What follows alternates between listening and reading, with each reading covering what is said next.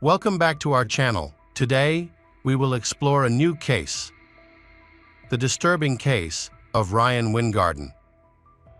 In the shadow of seemingly peaceful family relationships, sometimes lurk horrifying secrets. The case of Ryan Wingarden and his sister Gail is a terrifying example of human depravity. At the same time, the terrible consequences of greed and the desire to protect shameful secrets, a blood relationship turned into a nightmare. This devastating event shook an entire community and left an indelible mark. Ryan's case revolves around jealousy, a person willing to kill to keep their secrets hidden. The story takes place in Holland, Michigan, a small town known for its rich Dutch heritage and culture. The town's charm and beautiful scenery create a pleasant atmosphere. Newlyweds Gail and Rick Brink lived in a northern town that seemed perfect for they to build their future together. They were excited to begin renovating their new home. Sadly, jealousy and hidden secrets shattered that happiness. Now, let's talk about Pam, Ryan's wife. She kept a devastating secret for 25 years to protect her family, career, and reputation. The burden of hiding this truth became unbearable. And on January 18, 2013, it all came to light in front of detectives. Pam revealed the long-held secret that had haunted her out of love and fear. She allowed her husband to dominate her life. Ryan controlled whom she could talk to and even threatened her life. For 25 years, she lived in torment with the knowledge of how Gail and Rick were murdered back in time. When Gail was 19 and Rick was 22, they met at work in 1984. Rick was so taken by her that he told his mother he had found the one he wanted to marry. Gail came from a large family with 8 children and was not financially well off, but she was ambitious, determined, and knew her goals. When she met Rick, she felt it was destiny, and they formed a strong couple. They knew they needed to work together to build the life they dreamed of. Soon, Gail decided to move in with Rick, and on April 25, 1986, they got married. Just one day after Gail turned 21, they planned to purchase a house together. After their honeymoon, they returned to Michigan and began searching for a ranch-style home with 20 acres of land on the outskirts of town. This type of property was perfect for the newlyweds, who wanted to start their life together. Rick successfully negotiated with the bank and managed to buy the property at a good price. But the house required extensive repairs. Fortunately, Rick had previously trained as a carpenter's apprentice, and his skills are very useful for renovation. Gail and Rick moved into their new house in 1987 and started making repairs. On November 21, they attended the wedding of one of Rick's school friends. Enjoying time with friends, this would be the last day anyone saw them alive. By November 23, 1987, neither Rick nor Gail showed up for work, which was highly unusual as they were both dedicated employees who never missed a day. Concerned, Rick's parents were alerted by their employer about Rick and Gail's absence.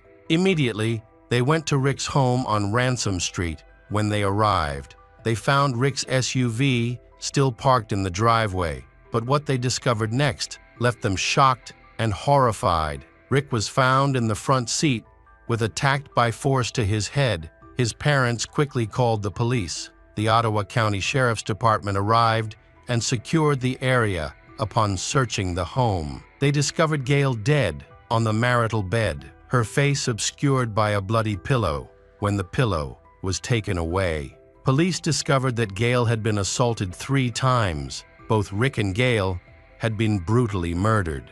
When they had only been married for 18 months, the inspection of the crime scene revealed that nothing in the home had been disturbed. This created a mystery that baffled the officers. Initially, police suspected Rick may have murdered Gail and then harmed self-harm in the car outside. However, this theory was quickly dismissed after the bodies were moved and examined. As no gun was found in the house or nearby, they then considered the possibility of a robbery. But further examination showed that all belongings were in their original places, all the money was accounted for, and there were no signs of forced entry, struggle, or any damage.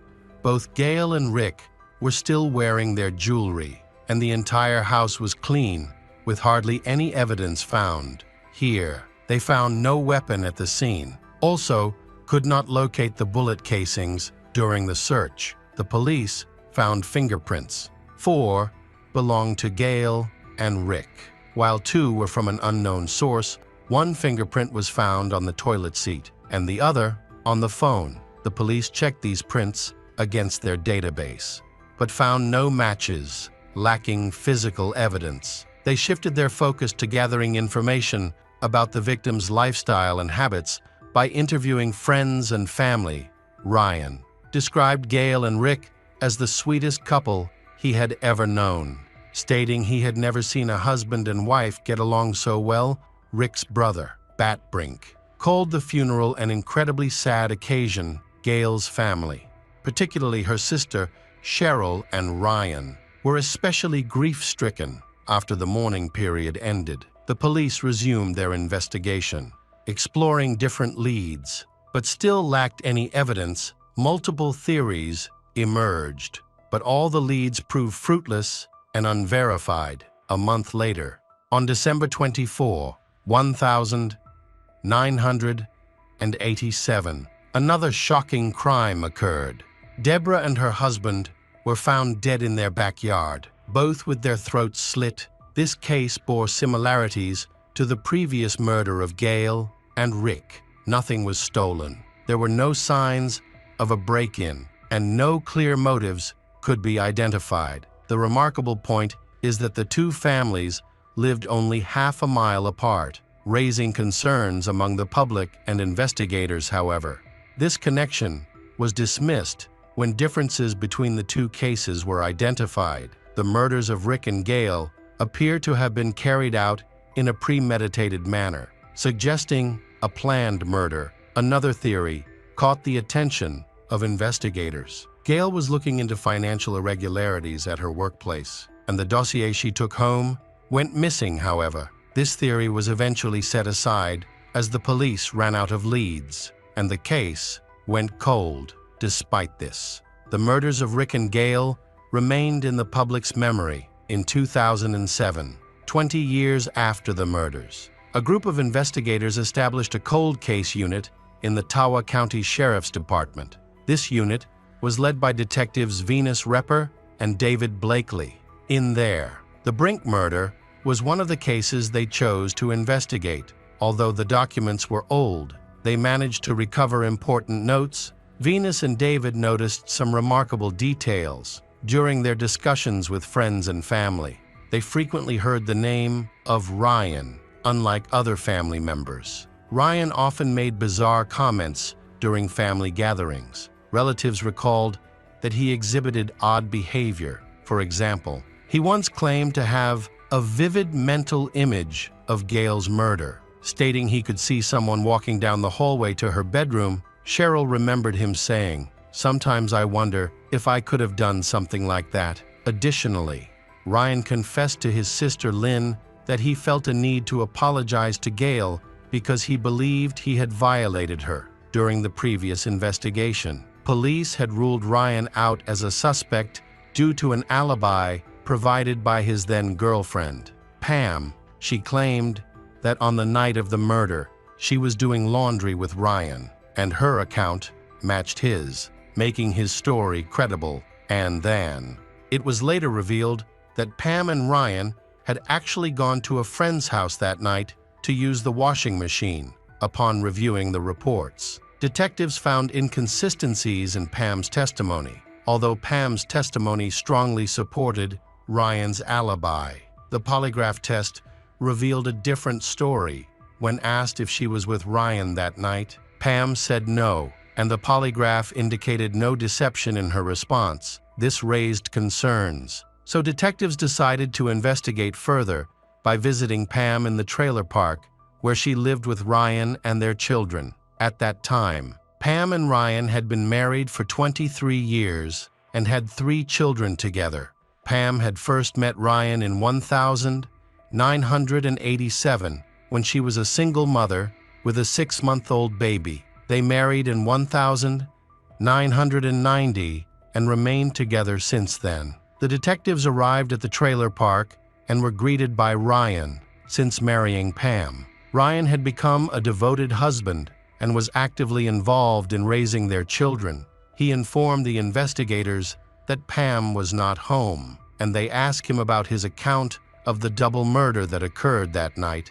Ryan's recollection of events was quite vague. After the brief investigation, the detectives arranged to meet with Pam at the department later, but Ryan insisted on being present for the conversation. They informed him that this was not possible, as they needed to question Pam alone. Pam's account was consistent with the alibi she and Ryan had previously provided. Despite this, detectives Venus and David sensed that something was off. They were determined to investigate further, delve into Gail's and Rick's past. As they looked into Pam and Ryan's relationship, they discovered that Ryan had not always been faithful to Pam while dating her. He had also been involved with another woman, Crystal Beelan, with whom he had an unstable relationship for 4 years. She ended things with Ryan when she realized he was becoming serious with Pam.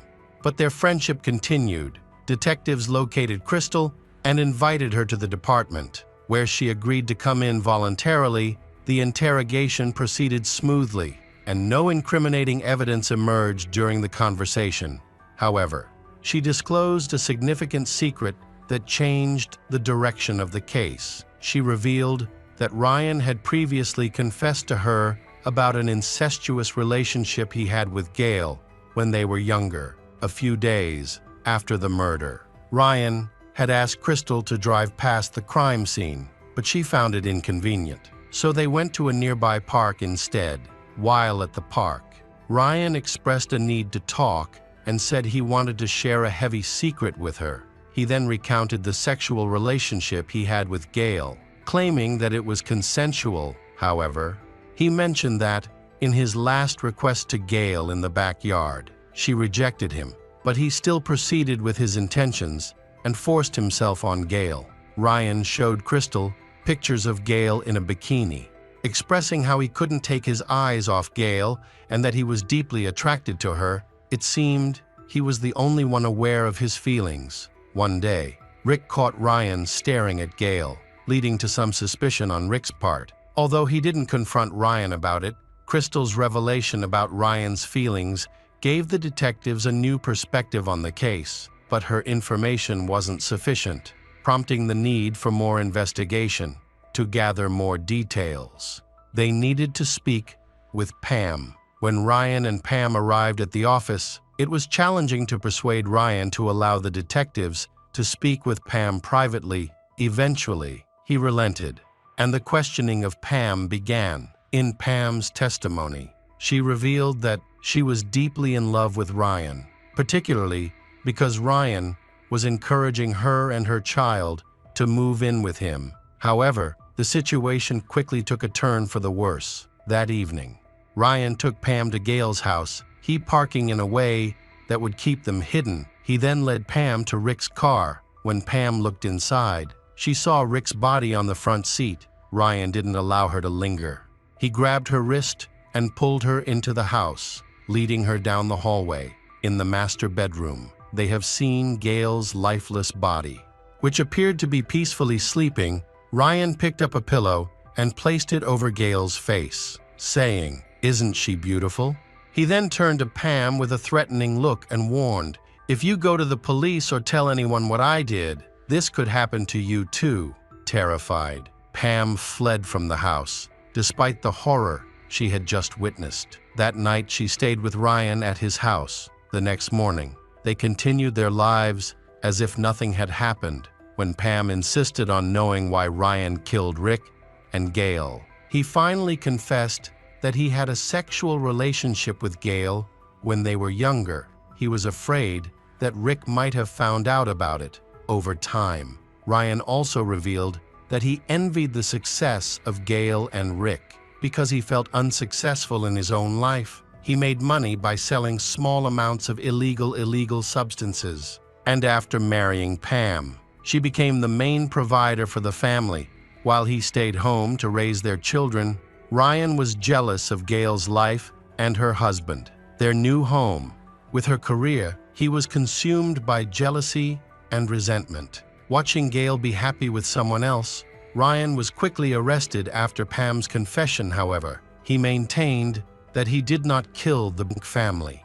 He only admitted to having had a sexual relationship with his sister Gail before her marriage. The family had mixed feelings after the investigation concluded, but they were relieved that the case was closed and Ryan was in custody. The police searched Ryan's home, but did not find the murder weapon or clothing, which was expected given the time that had passed since the crime. The fingerprints from the crime scene did not match Ryan's, but the motive for the murders was compelling. As a result, Ryan was charged with 2 counts of first-degree murder. His trial began in March 2014 in Ottawa County Court. The prosecution argued that Ryan was driven by jealousy and feared that Gail would reveal their incestuous relationship. 60 witnesses testified against him, but it was Pam's testimony that ultimately determined Ryan's fate. In Pam's testimony in court, Ryan reacted by hurling insults at her, leading the court to reprimand him and have him removed from the courtroom. Pam recounted her troubled marriage to Ryan and described the night he took her to see the bodies of the victims. Additionally, Ryan's cellmate testified that Ryan bragged in prison about his murders and expressed a desire to kill his other sister, Cheryl. Because she was assisting in the investigation, Ryan also defended himself, but his statements were erratic and confusing. He claimed that the authorities were conspiring against him, suggesting they needed to close the case. He alleged that the police had coerced Pam into giving false testimony. On March 28, 2014, the jury reached a verdict. Ryan Wingarden was found guilty of both murder charges. During his sentencing, Ryan shouted and made threats when asked to calm down. Ryan Wingarden was ultimately sentenced to 2 life terms in prison without the possibility of parole after the trial. Cheryl expressed her feelings, stating that although she had loved her brother all her life, she now despised the person he had become. Ryan's mother never accepted the verdict and passed away in 2021 at the age of 90. Pam later divorced Ryan. He has lost all his appeals and remains imprisoned to this day, although it took more than 2 decades. The truth has finally come to light thanks to the efforts of investigators and the cooperation of those who dare to speak out. This is not only a story of paying for crime, but also a reminder that justice, however slow, can still be served when those involved continue to seek the truth. The case of Ryan Wingarden highlights the consequences of crime and also exposes the darkest corners of family relationships. Ryan's moral degradation: he killed his sister and her husband to hide his secrets, with his actions stemming from selfishness, jealousy, and sick motives. He turned his family, which should have been the safest place.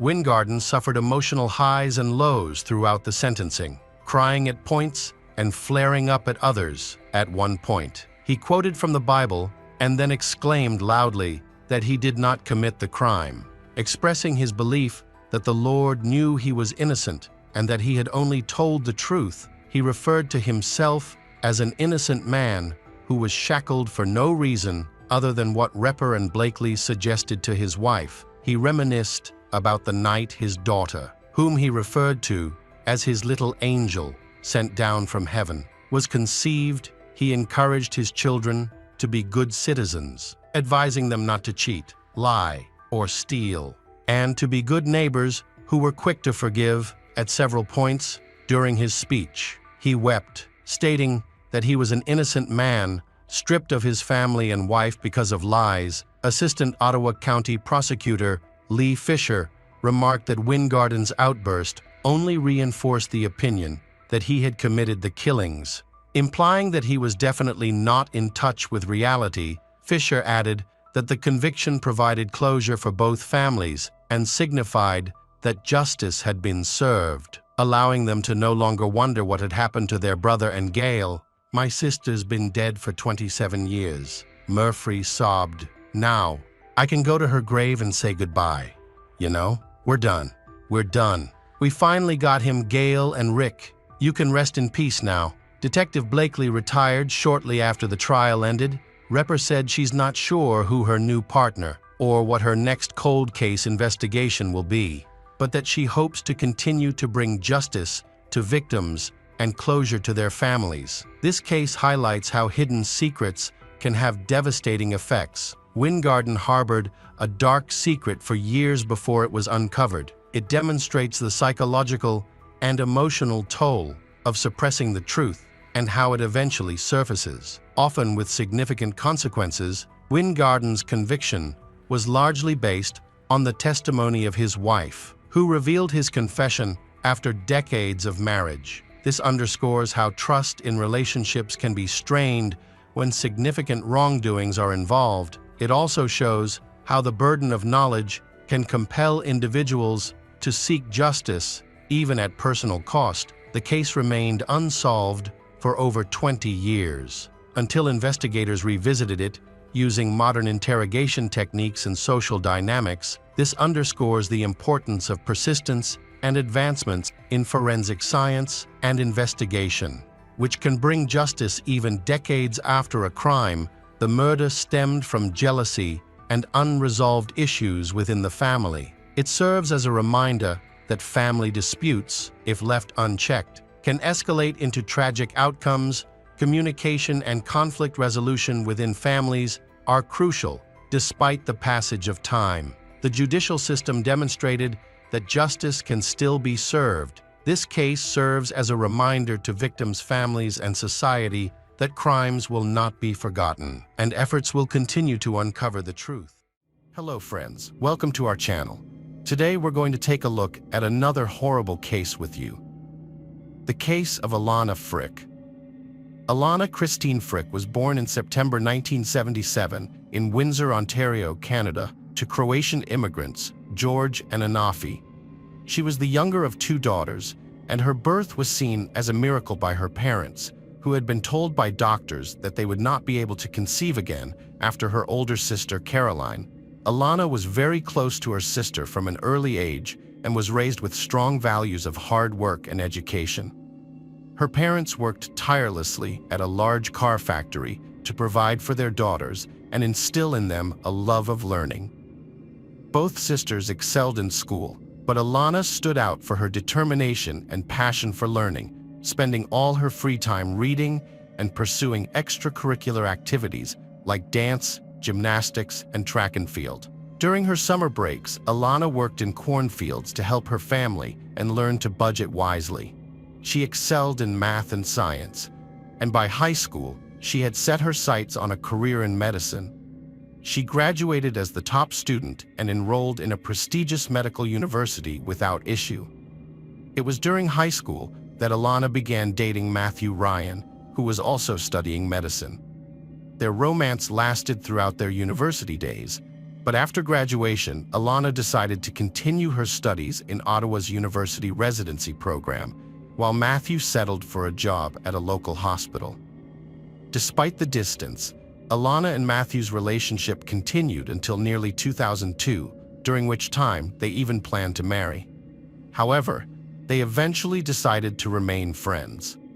By then, Alana was interning at one of the country's top clinics and was working towards earning a doctorate, while Matthew's career had stalled.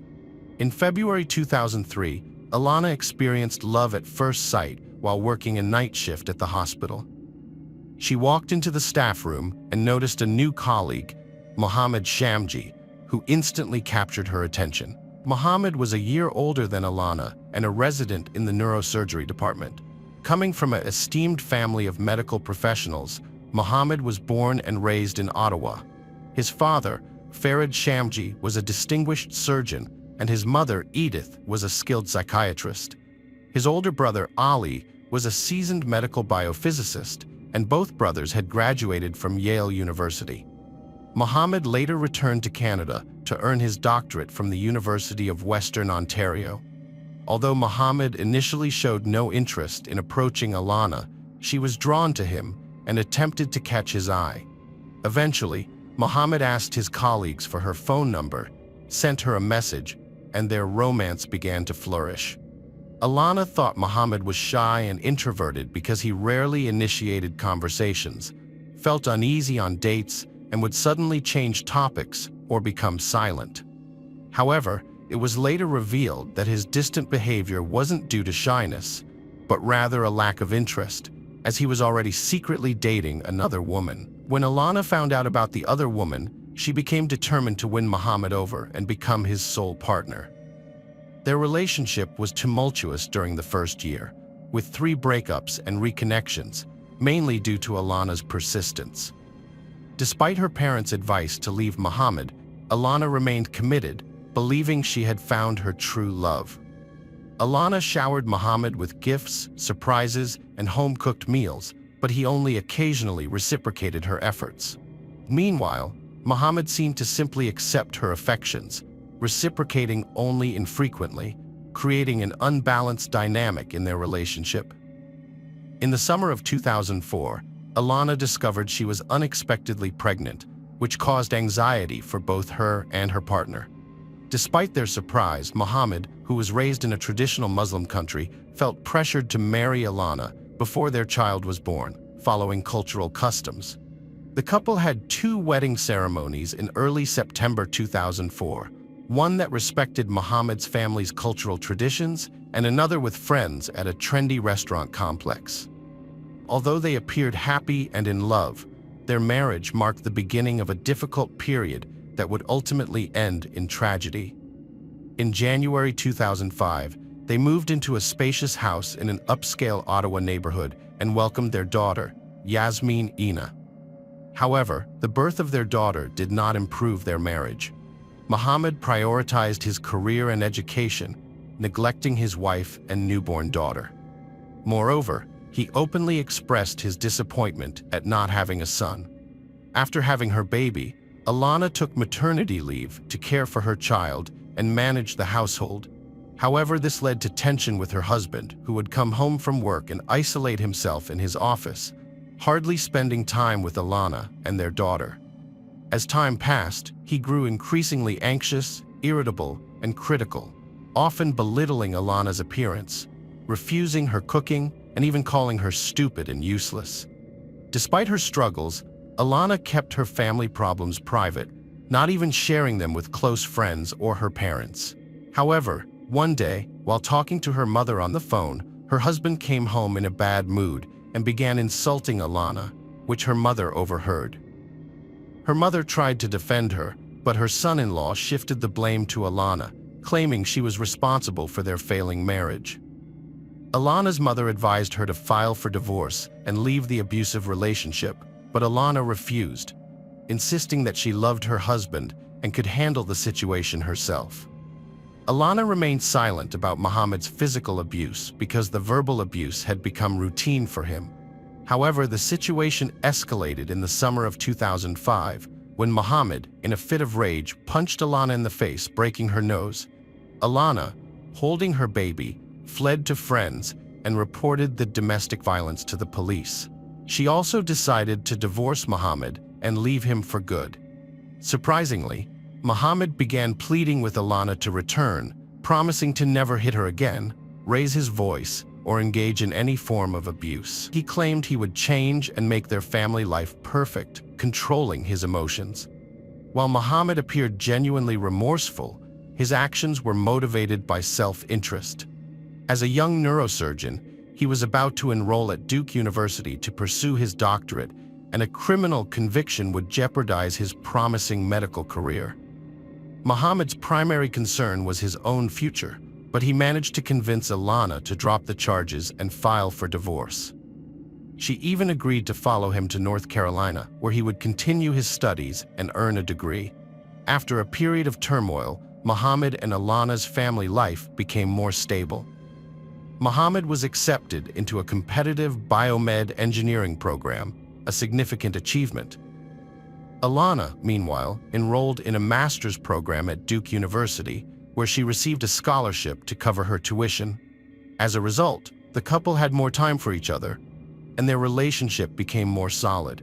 They decided to have another child, and in August 2007, their daughter Fisa was born. Although Mohammed had hoped for a son, the family was generally happy. In the summer of 2009, the family returned to Canada, settling back into their Ottawa home.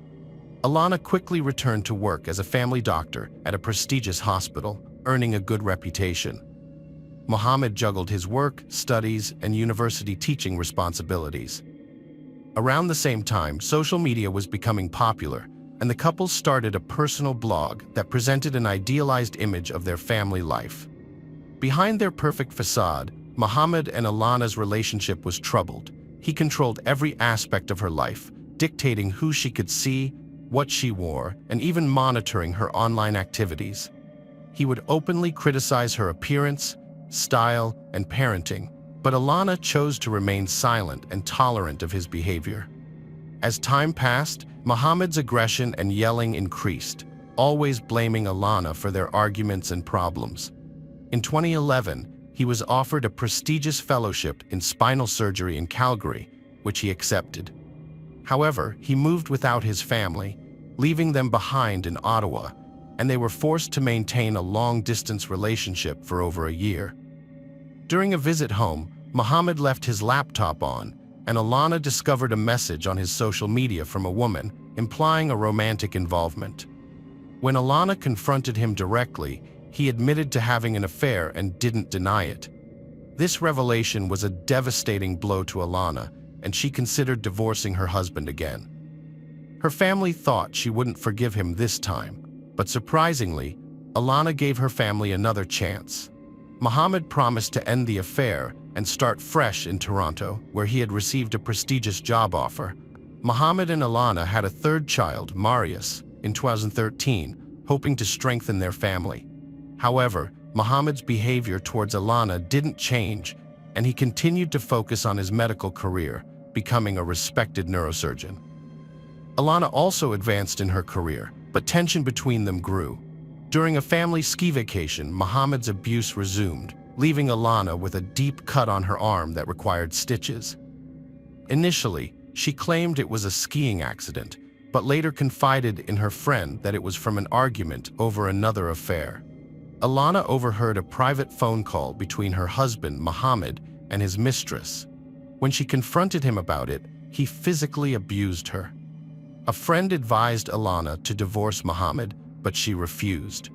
Her friend jokingly suggested that Alana have an affair to get revenge, and although they laughed, Alana might have considered it a viable option to get back at her cheating husband.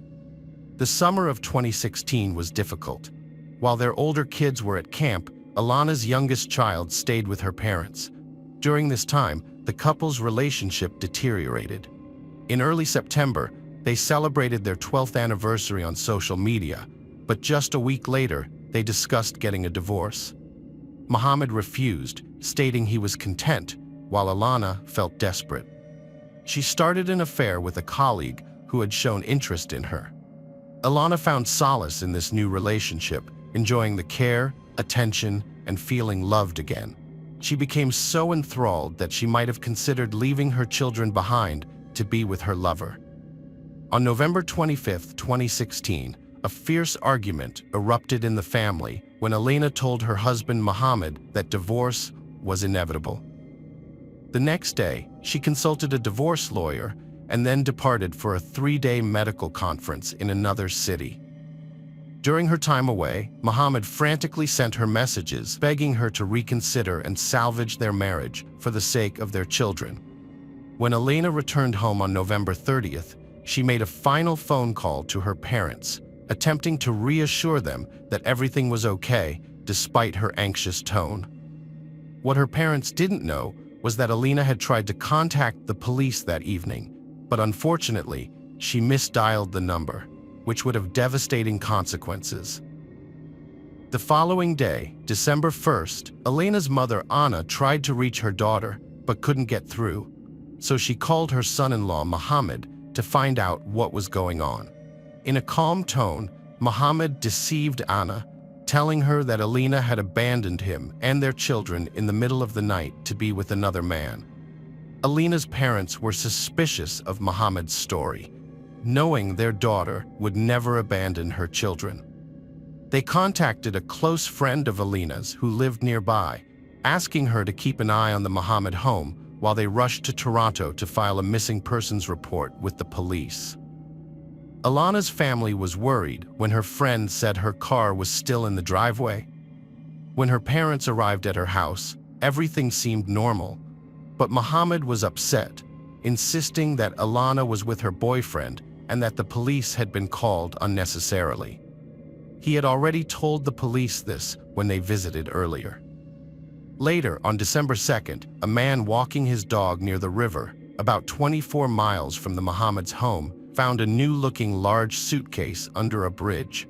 Despite initial hesitation, his curiosity led him to open it, and he was shocked to find the body of a blonde woman inside. He immediately contacted the police, who sent the suitcase and body to the medical examiner to identify the victim and determine the cause of death. Alana's body was easily identified due to a luggage tag on her suitcase from a recent conference trip. Her parents confirmed her identity. An autopsy revealed that she had suffered multiple abrasions and bruises, but the primary cause of death was mechanical asphyxiation and a broken neck. The body was found dressed in pajamas, with no shoes, and positioned in a way that suggested she was placed in the suitcase shortly after death. Mohammed, the suspect, was apprehended the same evening at a coffee shop where he was consulting with a lawyer, apparently preparing to flee the country. However, he was caught before he could escape. He was charged with first-degree murder, but the neurosurgeon denied any involvement in the crime. A disturbing aspect of the incident came to light.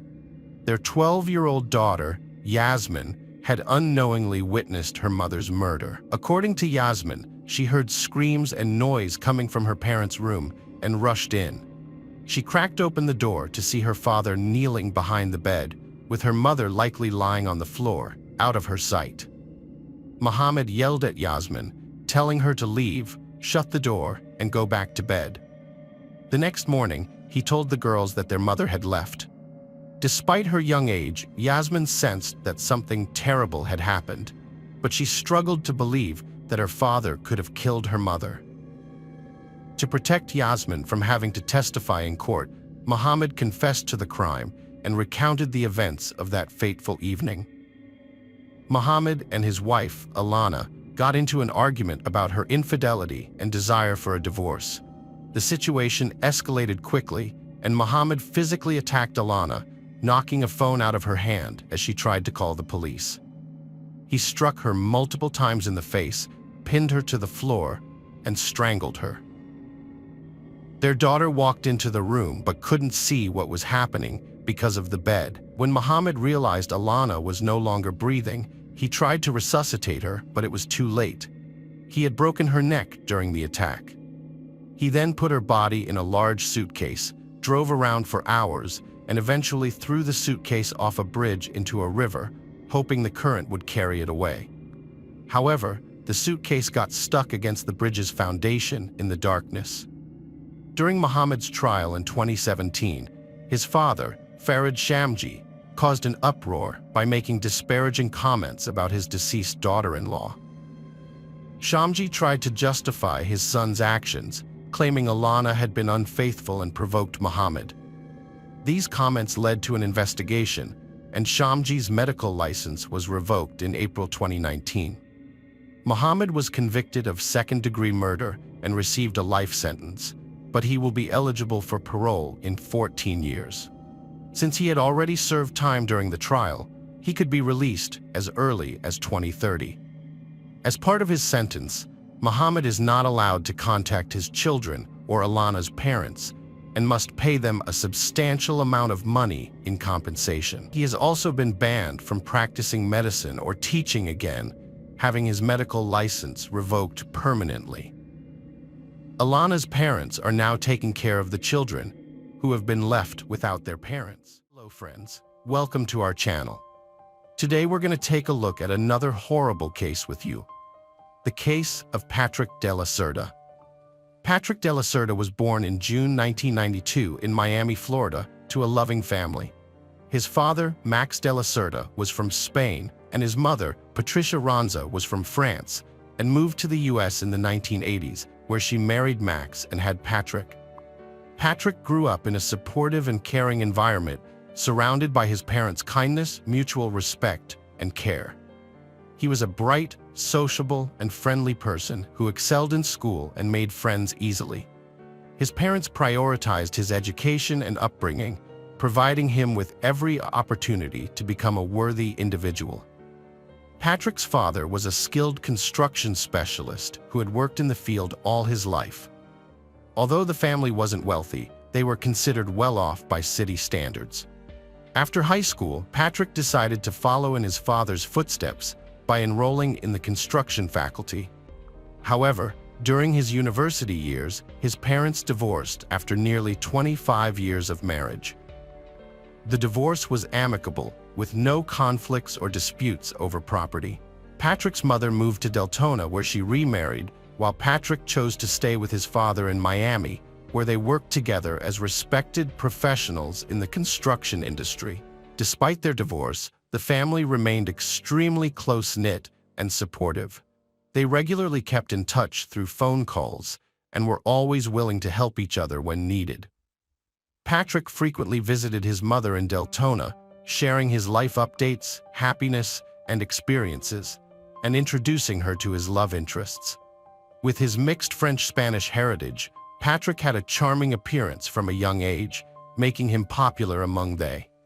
However, having grown up in a family that valued strong relationships, he never pursued casual flings, instead seeking true mutual love and a strong, loving family of his own. Patrick met Jessica on a popular dating site in June 2017. Although he wasn't sure he'd find someone special, he was drawn to her striking appearance and charming smile. Jessica, born in 1988 in Orlando, Florida, responded to his message, and they started communicating easily. She had studied banking at a local university and worked at a bank branch in Orlando. As they shared their thoughts and experiences, they quickly developed mutual sympathy and trust. After exchanging phone numbers, they talked for hours every evening for the next couple of weeks, building a strong connection. The young people, Patrick and Jessica, decided to meet in person after connecting online. Because they lived in different parts of the state, they chose a midpoint for their meeting. On their first date, Patrick was immediately smitten with Jessica and knew he wanted to be with her. Jessica also felt a strong connection, although she was slightly taken aback by their 4-year age difference.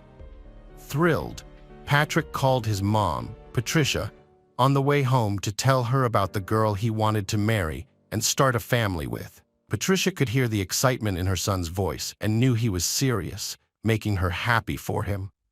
As their long-distance relationship continued for several months, the couple faced the challenge of living far apart, only able to see each other on weekends in neutral locations.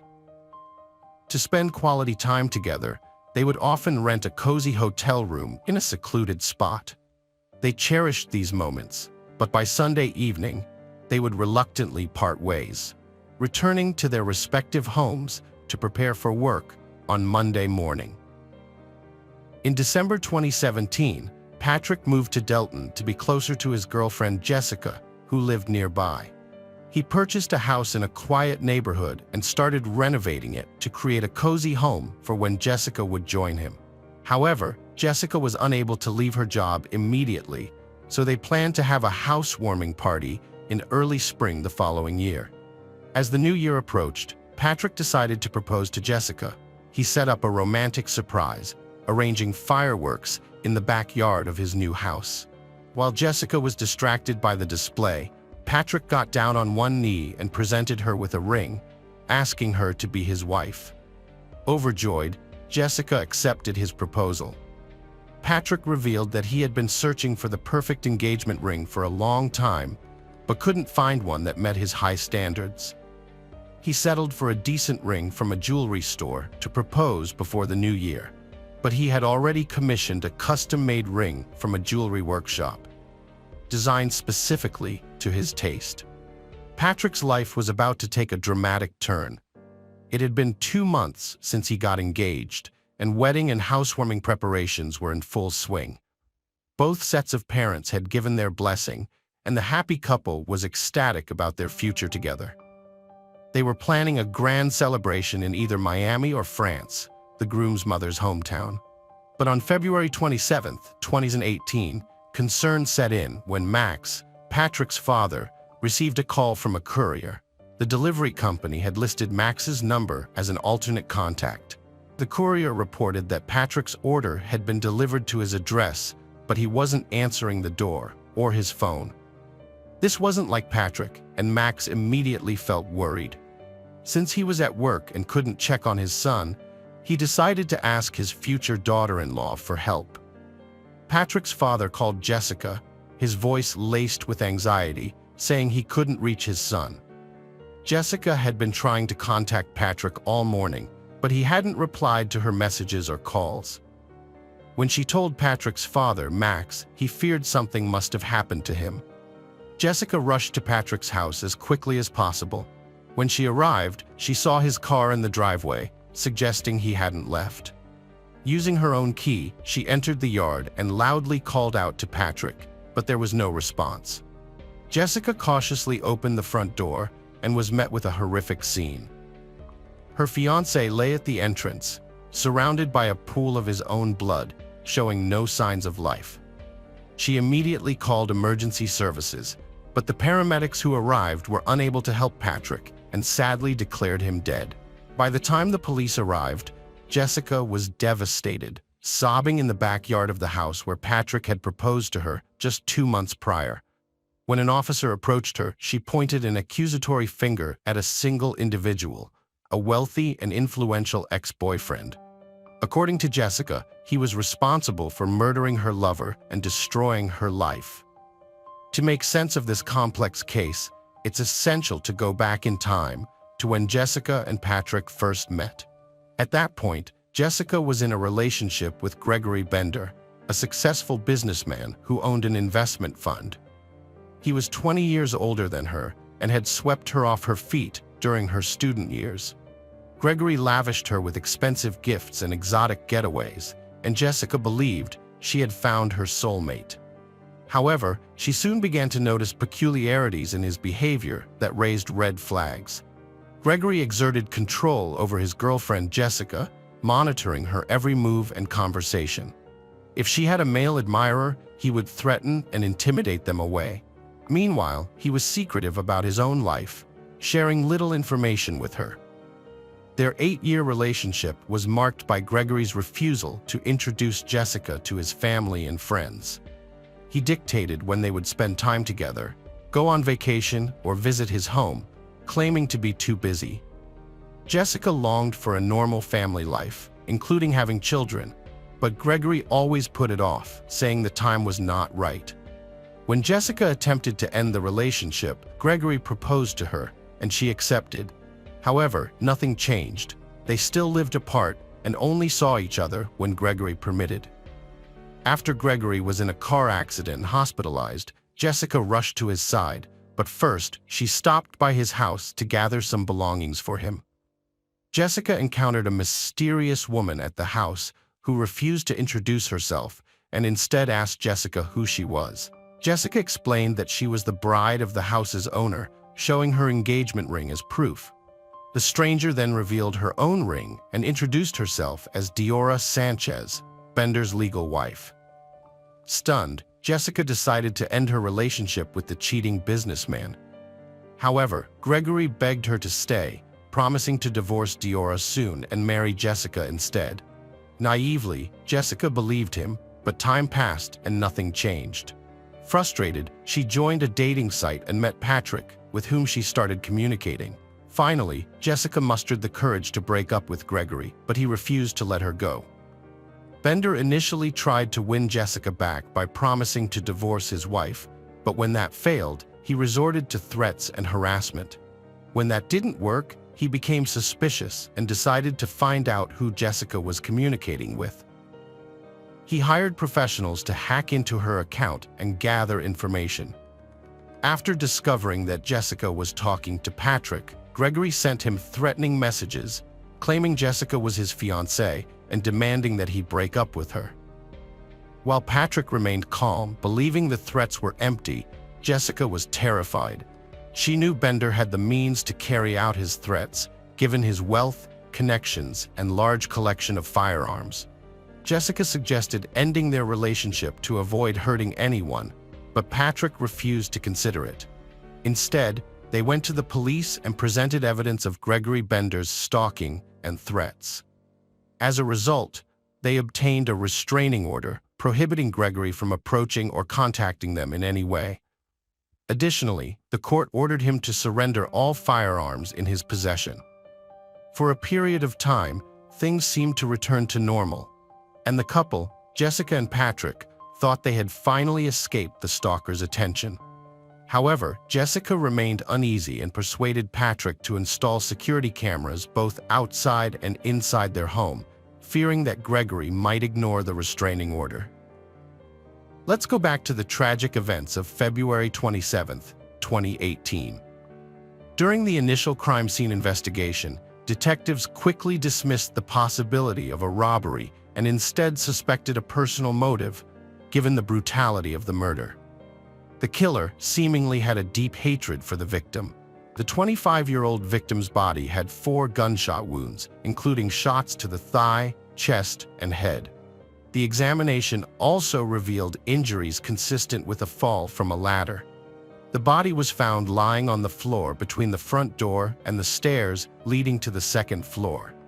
The killer likely sneaked into the house and waited for Patrick on the second floor. When Patrick climbed the stairs, the intruder ambushed him, shooting him in the thigh. Patrick fell down the stairs, and the killer followed, shooting him again in the chest and then delivering 2 fatal headshots. The murder weapon, a rare and hard-to-get pistol, was never found. However, investigators discovered 3 shell casings, 1 on the second floor and 2 more downstairs. The 4th shell casing was missing, suggesting the killer took it as a souvenir. Jessica claimed to know the killer's identity, but the police initially suspected Patrick's neighbor, a U.S. Army veteran who had a history of conflict with the victim. The neighbor had been wounded and concussed in combat, which led to a mental disorder. The veteran was skilled with firearms and had access to rare guns. In December 2017, he mistakenly shot at his new neighbor, thinking he was a burglar.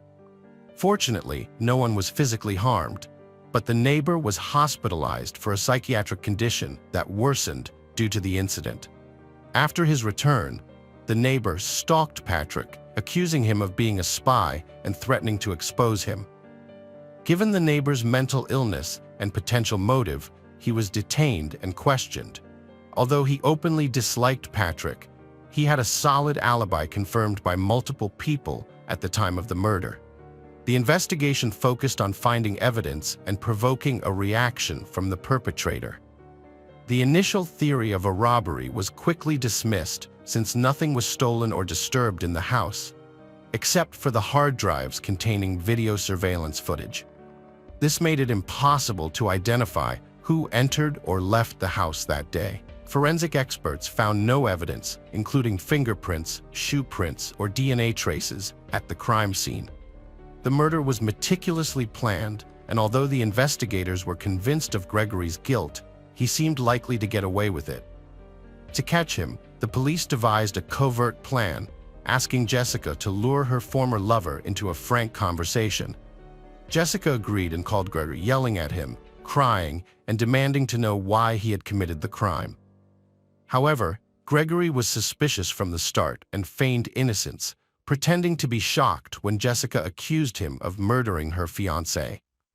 He even expressed condolences to her, never cracking under pressure. The police were unable to provoke him into a confession or a false move, and without sufficient evidence, they could only ask him to testify, but not detain or question him. Gregory had honored the restraining order and seemed to have moved on from his past with Jessica. Daura Sanchez Bender contacted the police with crucial information about the Patrick de la Cerda case. She had seen a suspicious notebook in her husband's office with a detailed plan of an unknown person's house and a strange algorithm of actions. Although she didn't think much of it at the time, she connected it to the crime after seeing a news report. The police searched her husband's office and found the notebook, but the relevant pages were missing. However, they were discovered in the trash can, where Gregory had carelessly discarded them. The pages contained a detailed plan of the crime, including instructions to avoid leaving traces. The records showed that Gregory had been stalking Patrick, knew his daily routine, and was aware of the surveillance cameras. Gregory tried to cover his tracks by disposing of evidence, but he made critical mistakes, including failing to destroy his records and underestimating his wife's curiosity. A fourth missing shell casing was found in a cigar box, confirmed to be from the crime scene. Despite the lack of concrete evidence, the prosecution had enough circumstantial evidence to warrant Gregory's arrest. At the trial, Jessica testified about her tumultuous relationship with Gregory, including harassment and threats. However, the defense strategy focused on deflecting blame onto Jessica, accusing her of provoking Gregory's actions and being motivated by material gain. The defense downplayed the evidence of a murder plan, suggesting it was just a fantasy, and argued that the search of Gregory's home was illegal and the shell casing could have been planted. They also questioned the identification of the gun model by Jessica. During a court session, the defendant Gregory Bender's ex-wife, Daura Sanchez, testified as a witness. Until then, Gregory had shown little emotion, but he suddenly became animated and unexpectedly declared his love for Daura. This surprising confession seemed to influence Daura's testimony, and she began to question her initial statements. Despite her earlier claims, Daura said she was forgetful and eventually claimed that, having lived with Gregory for many years, she couldn't believe he was capable of murder. However, despite the lack of direct evidence and the defense team's efforts to challenge the search of Gregory's home, the jury found him guilty of first-degree murder after hours of deliberation. The judge sentenced Gregory to life imprisonment without parole. As the sentence was read, Gregory fixed an intense stare on Jessica, his eyes unblinking, and seemed to glare at her. This made Jessica feel ill and brought her close to a panic attack. Jessica Devani sat beside her late fiancé's mother, overwhelmed with emotion, sobbing, and choking back tears. Despite numerous appeals by Gregory and his legal team, all attempts to overturn the verdict were rejected. The public was fascinated by the case due to its shocking nature. A wealthy businessman brutally murdered a working-class man and tried to escape justice. Patrick de la Cerda's story has been widely reported, with Gregory currently in prison. Jessica finds comfort in keeping Patrick's memory alive and feels safe. She wears the ring he gave her and a special piece of jewelry he had intended to give her.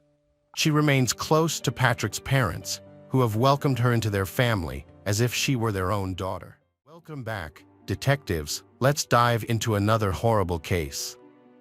The case of the Winkler family. Matthew Bryan Winkler was born on November 21, 1974, in Henderson, Tennessee. He was the youngest of 3 sons, with 2 older brothers, James and Daniel. Matthew's parents, Dan and Diane Winkler, were deeply religious and they raised their sons very strictly. It is worth noting that Matthew became a 5th-generation church pastor. His father, Uncle Michael, grandfather Wendell, great-grandfather Merlin Winkler and great-grandfather Merlin Paul Winkler Sr. have all been pastors of the gospel. Matthew grew up in a respected family. His father was the head of the local preacher's school and was a well-known figure in their hometown.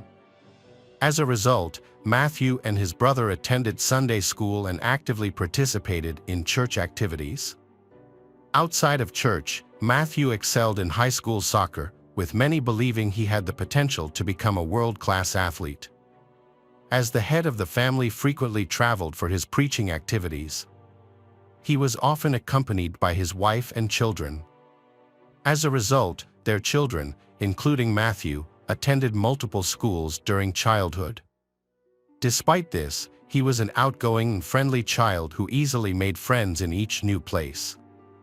When Matthew finished high school, his family was living in Austin, Texas. He was a charismatic person but didn't excel academically. Following graduation, Matthew attended Freed-Hardeman College and graduated successfully. During his time at college, Matthew began developing his pastoral skills under his father's guidance.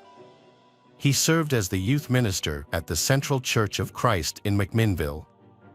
He was later appointed as the preacher at the Church of Christ located on 4th Street in Selmer, Tennessee. Mary Carroll was born in December 1973 in G Township, Tennessee. She was the elder of two sisters, raised by parents who were deeply devoted to their Christian faith. In fact, her father was a pastor at the local church, where Mary and her younger sister attended Sunday school. A few years after Mary was born, Mary's parents had a second daughter. She was born prematurely and had serious health issues, including cerebral palsy, epilepsy, and intellectual disabilities. This was very challenging for her parents to accept, so they looked for different treatments and even tried experimental therapy to help her. Unfortunately, none of these treatments led to improvements in her health. Mary loved her younger sister dearly and always tried to care for her with kindness and compassion. In 1987, tragedy struck when Mary's 10-year-old sister suffered an epileptic seizure while bathing. Mary had briefly left the room to retrieve something from the bathing accessories, and by the time Mary returned, her sister was no longer breathing. Despite efforts to revive her sister, but she passed away. For Mary, a 13-year-old girl, this was a big shock and the first loss in her life. She was shaken. Consumed by guilt and self-blame, Mary struggled to cope with her grief and she had a nervous breakdown. Mary teachers, concerned about her well-being, referred her to the school psychologist. The therapy sessions were very effective, but they did not last long. When her father discovered the therapy sessions, he became outraged and forbade Mary from continuing, insisting that family problems should be kept within the family. Unfortunately, Mary never received real attention from her parents. Mary grew up as a shy and modest person. After her younger sister's tragic death, causing Mary to become increasingly withdrawn and struggled with the emotional trauma. Her father did not allow her to seek help from therapists, which led to serious psychological problems over time. Years later, Mary's parents decided to adopt a young girl named Charlotte from a troubled large family. Shortly after, they also welcomed Charlotte's two brothers and sister into their home, reuniting the siblings.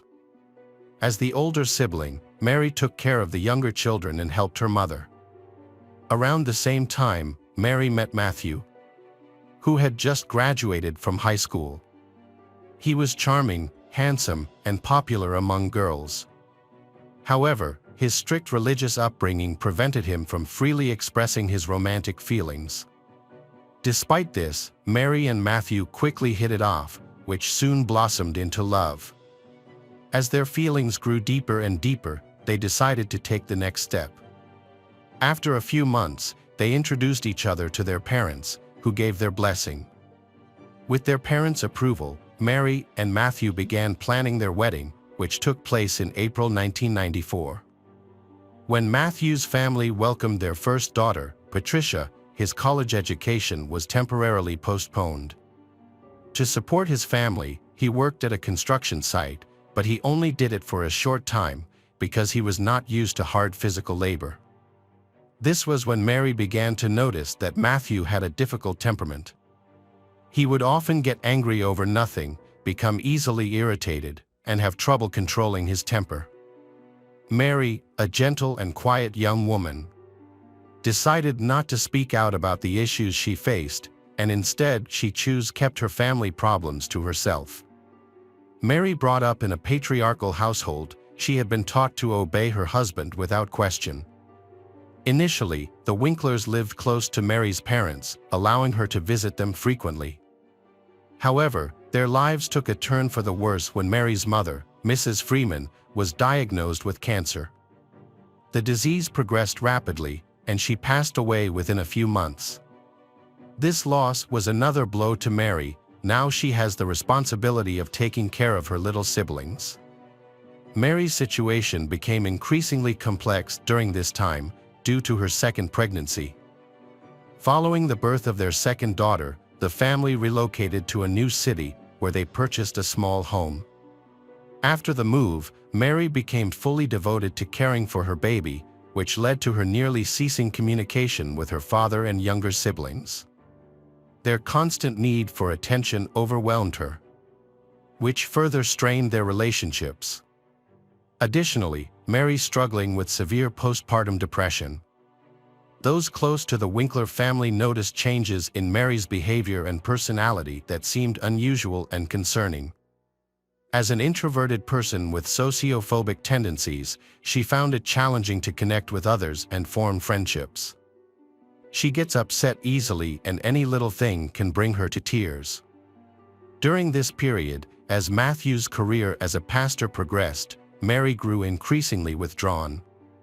The situation further deteriorated when she became pregnant for the third time, and a few months later, discovered that the fetus had not survived, adding to her emotional pain.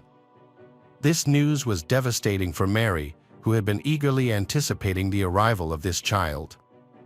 Several months earlier, Mary had been overjoyed when she finally became pregnant after a 2-year wait, signaled by the 2 long-awaited lines on her pregnancy test. However, Mary's happiness was tempered by fear, and she chose to keep her pregnancy a secret for a long time.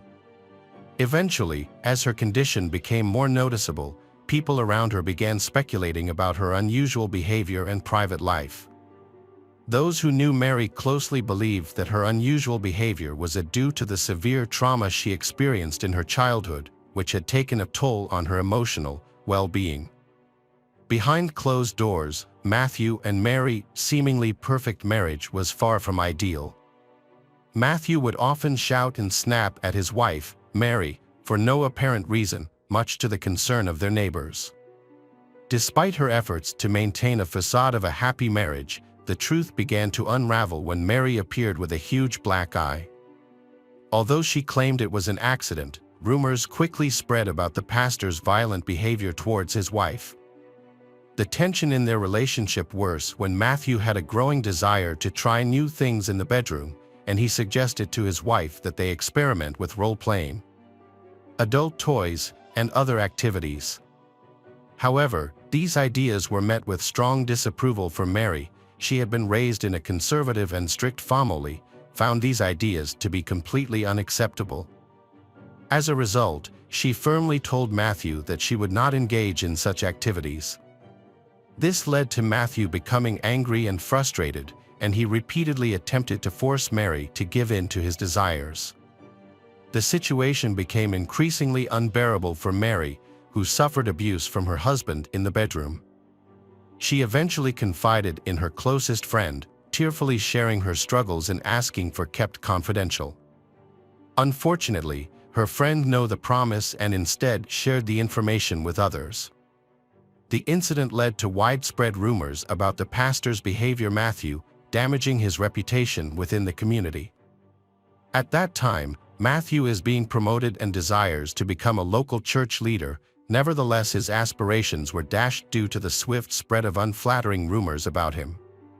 Matthew suffered further consequences, was dismissed from Sunday school, where he had previously been in good standing and had successfully taught God's word to the children. The decision this him was prompted by complaints from parents who had also heard about the pastor's strange hobbies. Matthew. As a result, the family Matthew had to move house there and relocate to a different city in search of a fresh start. They eventually settled in Selmer, where soon gained the affection and respect of the people around them. Matthew resumed his role as a church pastor, while his wife, Mary, took on a part-time job to help supplement the family's income. Although their family is not yet peaceful, Mary and Matthew presented themselves as an ideal couple, making their family seem like a model to their neighbors and church congregation. They had become close friends with a young married couple who lived next door, often visiting and sharing holidays, news, and secrets. A few months before the tragedy happened, during a dinner at their house, Mary proudly told their friends that Matthew had bought her a gun for self-defense. He had already taken her to the shooting range several times to teach her how to use it. Mary turned out to be a quick learner, mastering the skills and accurately hitting her targets. It was discovered that the Winkler already had firearms in their home. These guns had been previously purchased by Matthew for self-defense. The guests found it puzzling that he and Mary needed so many firearms, given that they lived in a peaceful town where they had no known enemies and were well respected by their everyone. Mary and Matthew faced financial difficulties after moving to a new house. Mary began looking for part-time work and also pursued a medical degree in order to secure a job at a clinic and care for sick children. Mary then decided to commit financial fraud in an attempt to improve her family's financial situation. She claimed she didn't realize her actions were illegal and intended to repay the money once her finances improved. Specifically, she inflated her bank accounts by adding false funds. Mary received checks from unknown sources, totaling almost $177,000, and deposited them into a joint account with her husband. Her substantial deposits caught the attention of bank employees, and they invited Mary and Matthew to the bank branch to discuss and clarify the transactions. Mary and Matthew failed to appear at the bank, which heightened the suspicions. It was initially assumed that Matthew was unaware of his wife's actions. On March 22, 2006, the quiet town of Selmer, Tennessee, was shaken by a shocking crime. The body of 31-year-old Pastor Matthew Winkler was found in his home, a victim of murder. The news became even more alarming as it was discovered that Matthew's wife, Mary, and their 3 young daughters, 8-year-old Patricia, 6-year-old Maria Eliza, and 1-year-old Brianna, had mysteriously disappeared. Matthew's absence from the evening church service at Christ Cathedral was very unusual. As a responsible person, he usually informed others if there were any changes to his plans, so his failure to attend was suspicious. The situation became more alarming when numerous phone calls to his family's home went unanswered. The neighbors decided to go to Matthew's house to find out what had happened and if they needed any help. From the outside, the house appeared normal, the windows and doors were intact, and there was nothing suspicious. Inside, there were lights on in several rooms, and they could hear a rather loud television coming from one room. This shows that the homeowner is probably busy doing their own thing, but no one answered when they knocked on the front door. The door was locked, and subsequent phone calls also went unanswered. It was impossible for them to see inside through the curtained windows, leaving them unsure if anyone was actually present. Even though the situation appeared unusual, the neighbors did not call the police. Instead, they called an elder in the community, and he suggested finding a spare key to open the door. It took an additional hour and a half to find a key, but once they entered, they encountered a strange and unsettling atmosphere. The interior of the house was perfectly intact, with no signs of forced entry, but the owners were missing. At first glance, everything seemed normal, but this sense of normalcy changed when they entered the master bedroom. In Matthew and Mary's bedroom, they witnessed a horrifying sight. The pastor's Matthew body lay on the floor, in a large pool of blood. A massive gunshot wound had torn through his back, with blood splatters covering the surrounding area and dried, bloody foam on his face. The body had stiffened, indicating that it had been lying there for many hours. Matthew was still dressed in his pajamas, suggesting that he was likely shot in the morning. It was not until this time that the police officially received a call reporting this tragic incident. By the time the police arrived, a large crowd had gathered around the house, including neighbors, church members, and people passing by. However, the presence of this crowd caused big problems for the investigation. As they stood around, they unknowingly left behind fingerprints and inadvertently damaged or destroyed evidence, making it much harder for investigators to do their job. The police took the victim's, Matthew's body for a forensic examination, which revealed that he was shot once in the back with a large caliber gun. The wound caused massive blood loss, leading to his death just a few minutes later. Sadly, he was unable to call for help before succumbing to his injuries. It was impossible to confirm whether any strangers were in the house during the crime because the evidence was damaged by those who came before the police. The crime scene was unusual, and key witnesses seemed to have vanished. The whereabouts of the wife and daughters of Matthew remained a mystery. The police suspected that Mary and children might have been kidnapped or possibly murdered. In addition to their disappearance, the family's minivan was also missing from the garage. A large-scale search operation was initiated, prompting a yellow alert from the state, which signaled that children were missing. As a result, all citizens were asked to remain vigilant and assist in locating them. Mary's disappearance raised suspicions when her husband, Matthew, was found murdered in their home. Authorities worried that Mary and daughters might also be in danger and issued a notice searching for them. At first, police believed Mary was a victim due to her timid personality. However, as they dug deeper and collected more evidence, including financial information and witness statements from neighbors, the focus shifted, and Mary became the primary suspect in her husband's murder investigation, Matthew. It was essential to locate Mary as soon as possible and determine the whereabouts of the children, ensuring their safety. The family and their vehicle were immediately added to the missing list. Authorities also attempted to track Mary's bank card transactions and locate her using her mobile phone signal. Mary was discovered the next day in a resort town in Alabama, where she and her children were enjoying themselves at a local amusement park. It seemed as though she wanted to give her children a final, memorable experience, possibly because she knew she would soon be facing prison time. When the family was questioned at the police station, the two older daughters recounted the story with confidence. They explained that intruders had broken into their house, injured their father, and their mother had used a gun to protect them. They were then forced to flee to save their lives. According to the girls, their father was recovering in the hospital, and they expected to visit him soon and then return home. Patricia and Maria Eliza did not witness the incident that occurred in their house. Instead, they learned about them from their mother's account, Mary. All they knew was that they heard a gunshot and caught a glimpse of their father lying on the floor. Their mother quickly put them in the car and they drove away from the scene. Although Mary initially confessed, but then she stated that she couldn't recall the entire sequence of incident due to a temporary lapse in memory. Mary alleged that her husband, Matthew, had been emotionally and physically abusing her for years. He would often humiliate her and coerced her into having sex according to his will. Mary claimed it was Matthew who initially conceived the financial scam and she only did as he said. Matthew was known to have a short temper, would become enraged easily, and had a history of physical violence.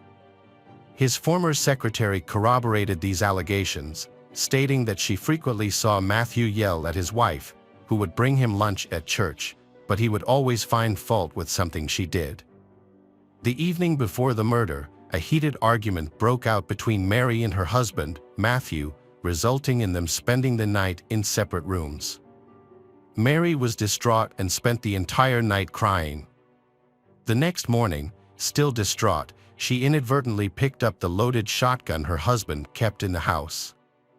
With the gun in hand, she went to Matthew's room and shot him in the back while he was still in bed. He collapsed to the floor, bleeding profusely and gasping for air. He tried to speak and managed to whisper a single question to Mary: "Why?" In response, she simply said, "Sorry, so sorry." Mary then took her daughters and left the house. Despite his attempt to call for help by reaching for the phone, Matthew didn't have the strength to make the call. The murder weapon was discovered in the trunk of the car Mary had used to transport the children. It remains unclear why she took it with her. At the trial, Mary was unable to provide an explanation. A key piece of evidence presented at the trial was the role-playing costumes found at Mary's residence. These pieces of evidence proved that Matthew had forced his sexual desires on his wife and how he had abused her. Mary's reaction upon seeing the costumes was striking. She initially turned pale and then became hysterical.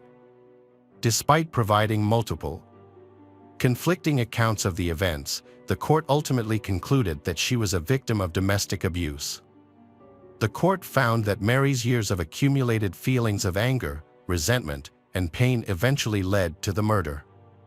Despite acknowledging her history of abuse, the court still held Mary accountable for her actions.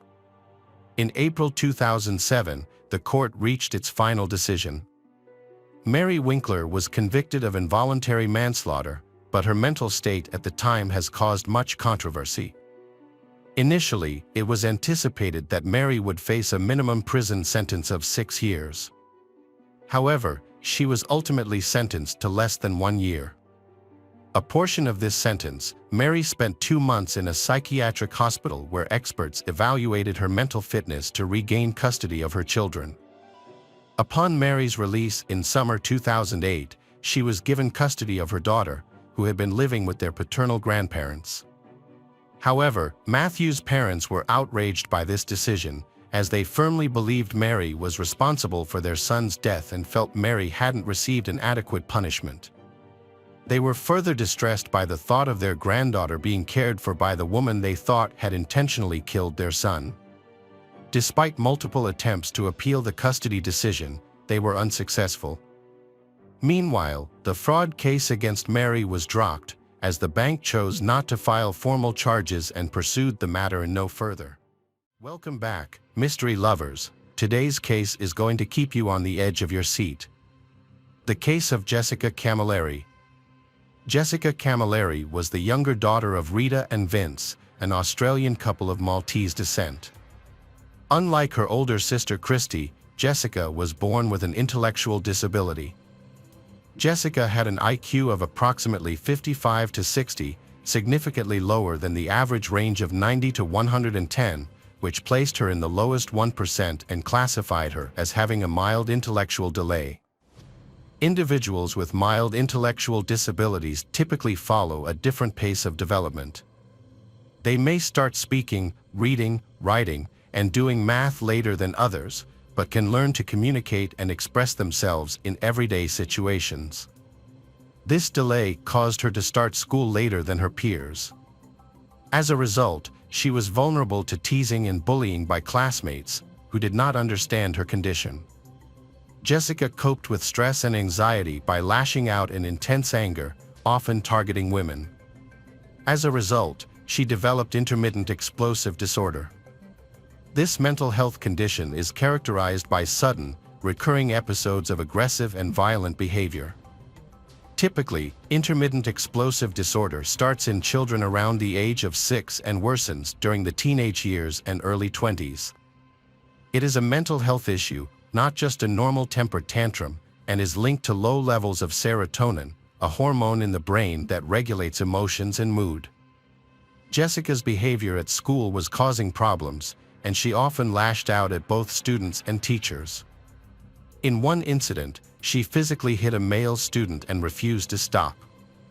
As a result, she was suspended from school indefinitely and was forced to stay home under the care of her mother, Rita, who received a disability pension to support her.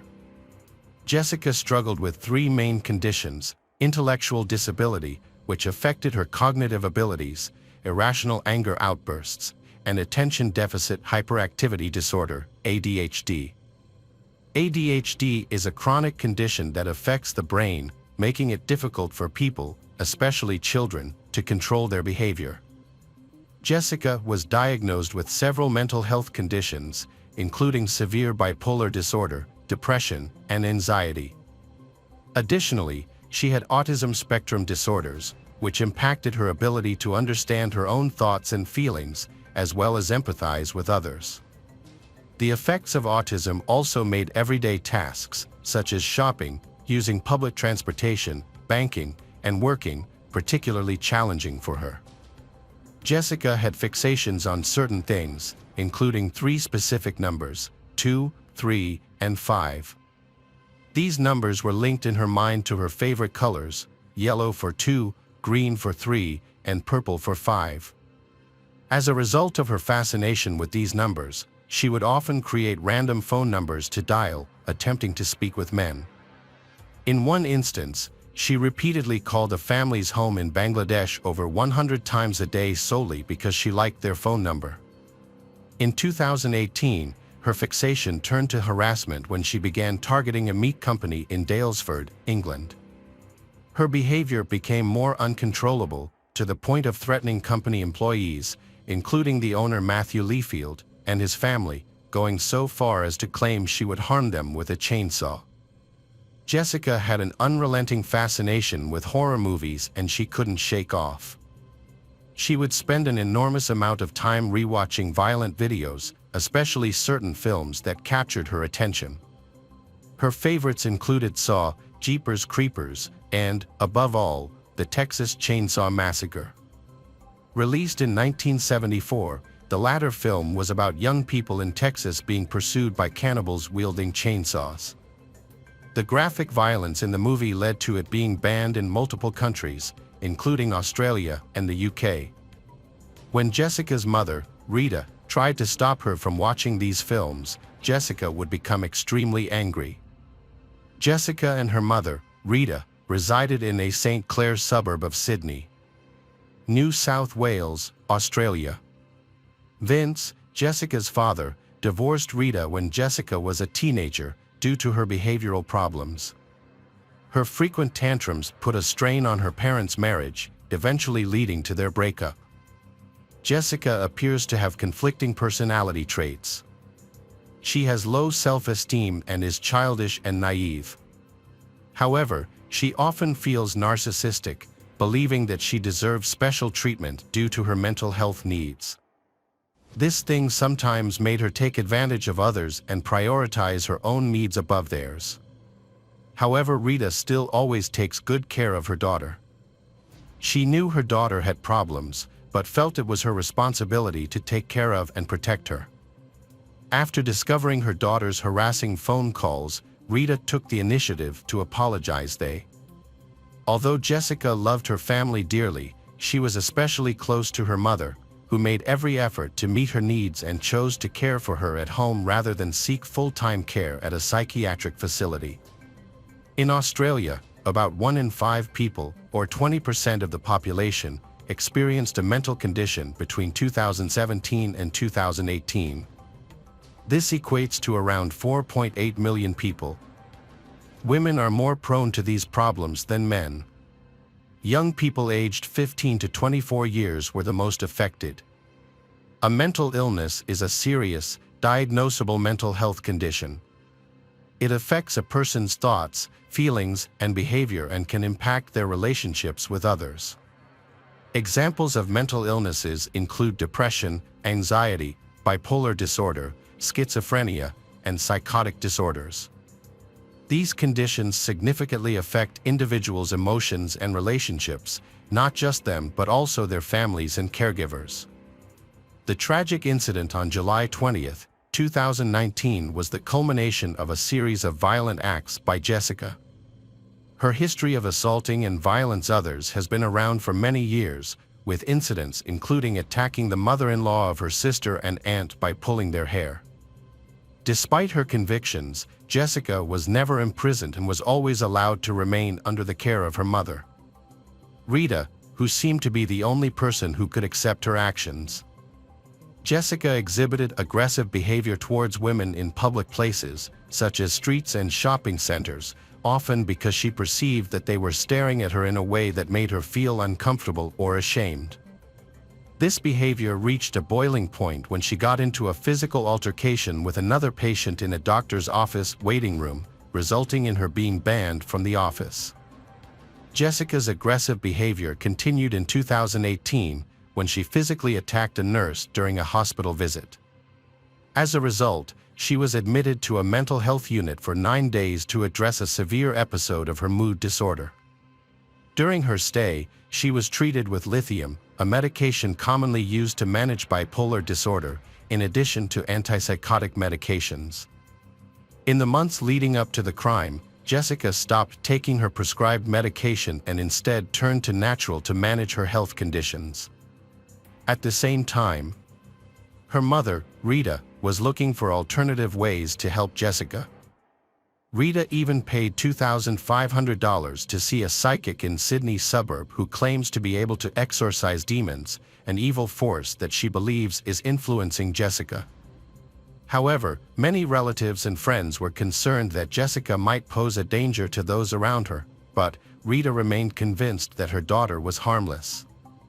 Jessica's older sister, Christy, described their mother, Rita, as a selfless person who always put benefit others first. This thing was especially evident in the way Rita cared for Jessica, who often rejected professional help. Rita's older sister also realized her unconditional love for Jessica and frequently expressed concerns that Jessica might harm her. However, Rita's motherly love clouded her judgment, causing her to overlook her older sister's concerns. In fact, the day before the fatal attack, Rita had to take Jessica to the police station because she had been making threatening phone calls to strangers. Yet she still chose to ignore the warning signs. On July 20, 2019, Jessica felt embarrassed when her mother scolded her in front of a stranger in a parking lot. The stranger simply walked by, unaware of the tension between them. After visiting her sister, Jessica and her mother returned home. Jessica then asked her mother to order additional food from Red Rooster, but her mother, Rita, declined. Jessica became upset and placed 3 separate calls to the restaurant at 9:18, 9:20, and 9:21 p.m. Additionally, Jessica asked her mother to call a doctor to come to their house. When the doctor arrived, he was frightened by Jessica's behavior and quickly left. He was pursued by Jessica until he managed to safely escape in his vehicle. Rita could no longer wait patiently, so she told Jessica that she had decided to call an ambulance and was to take Jessica to a mental health facility. Unfortunately, this led to Jessica's most severe episode of rage. That night, 57-year-old Rita was violently attacked by her daughter in her own kitchen. The assault began when Jessica dragged her mother by the hair into the kitchen, where had a collection of 7 meat cleavers. 4 of the 7 cleavers were broken during the attack, but Jessica continued to use the remaining ones to inflict harm. She stabbed her mother's head and neck more than 100 times, causing her mother severe mutilation. This brutal act was not solely a result of Jessica's anger, revealing a disturbing level of fascination with violence, likely fueled by her excessive daily consumption of horror movies. The forensic pathologist's autopsy revealed that Rita suffered severe injuries to her head and neck, resulting in her death from multiple stab wounds. The fatal blow was a severed spine at the 2nd vertebra in her upper neck, essentially leaving her head partially detached. Notably, Rita had sustained over 90 defensive wounds, suggesting she was conscious and endured extreme pain and terror for a substantial portion of the attack.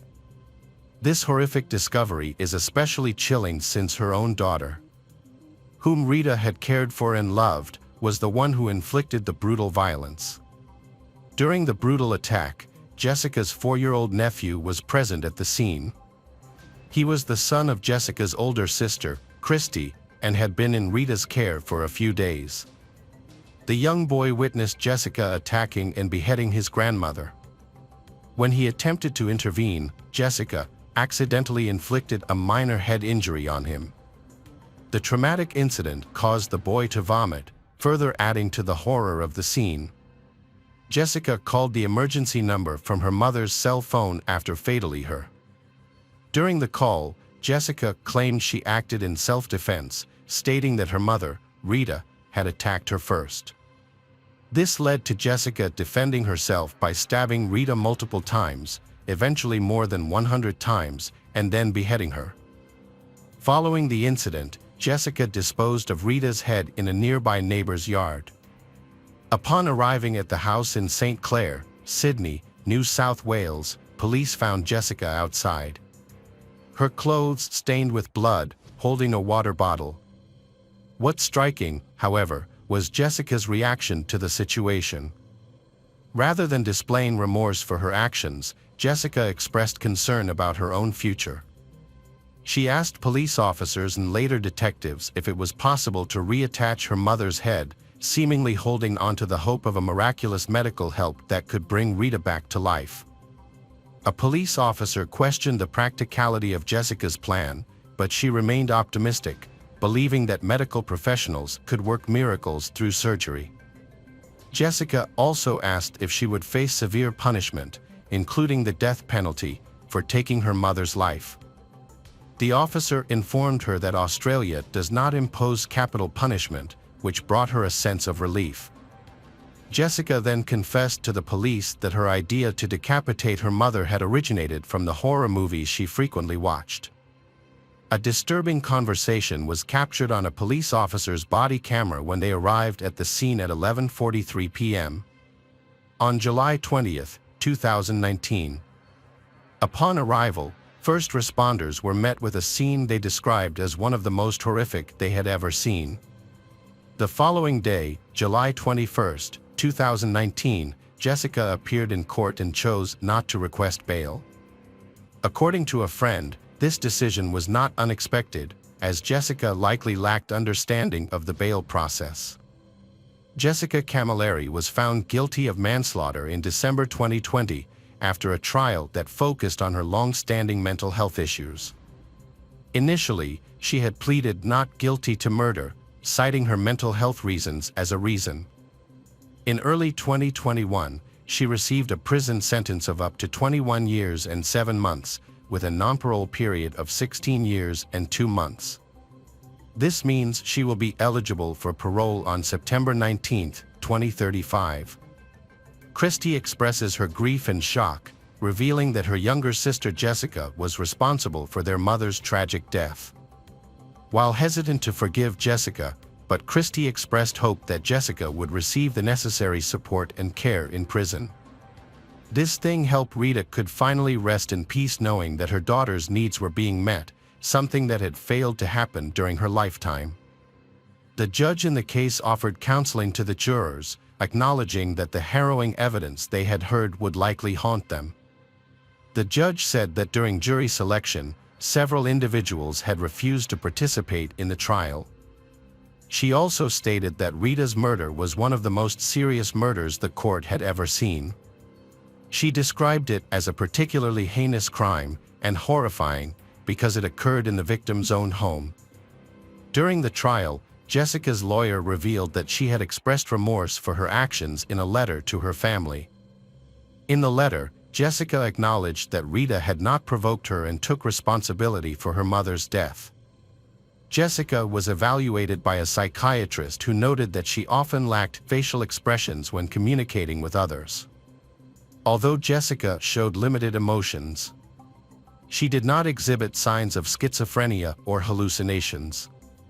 The psychiatrist's conclusion was that Jessica required long-term, comprehensive mental health support to manage her risk factors and address her underlying issues. Jessica was incarcerated in the strictest unit of the women's section at the correctional complex. Throughout her time in prison, she continued to engage in problematic behavior. An incident standout involved a dispute over food exchange on September 9, 2019, and she responded by throwing a teacup at another inmate. Although she was charged with assault in court the following day, she did not receive any additional punishment. There were several other notable incidents involving her during her imprisonment. She got into a fight with another inmate on October 14, 2019, and was punished with 5 days in solitary confinement. Additionally, she disobeyed an order on November 3, 2019, and damaged property on July 31, 2020, resulting in a fine of $200. Another assault incident occurred on November 21, 2020, for which she received 7 days in solitary confinement. In January 2021, she was convicted of common assault once more, but did not face any additional consequences. Jessica has defended her actions, explaining that no matter what she does or where she goes, other inmates will continue to cause her misery. She also pointed out that life behind bars is challenging and vastly different from life on the outside.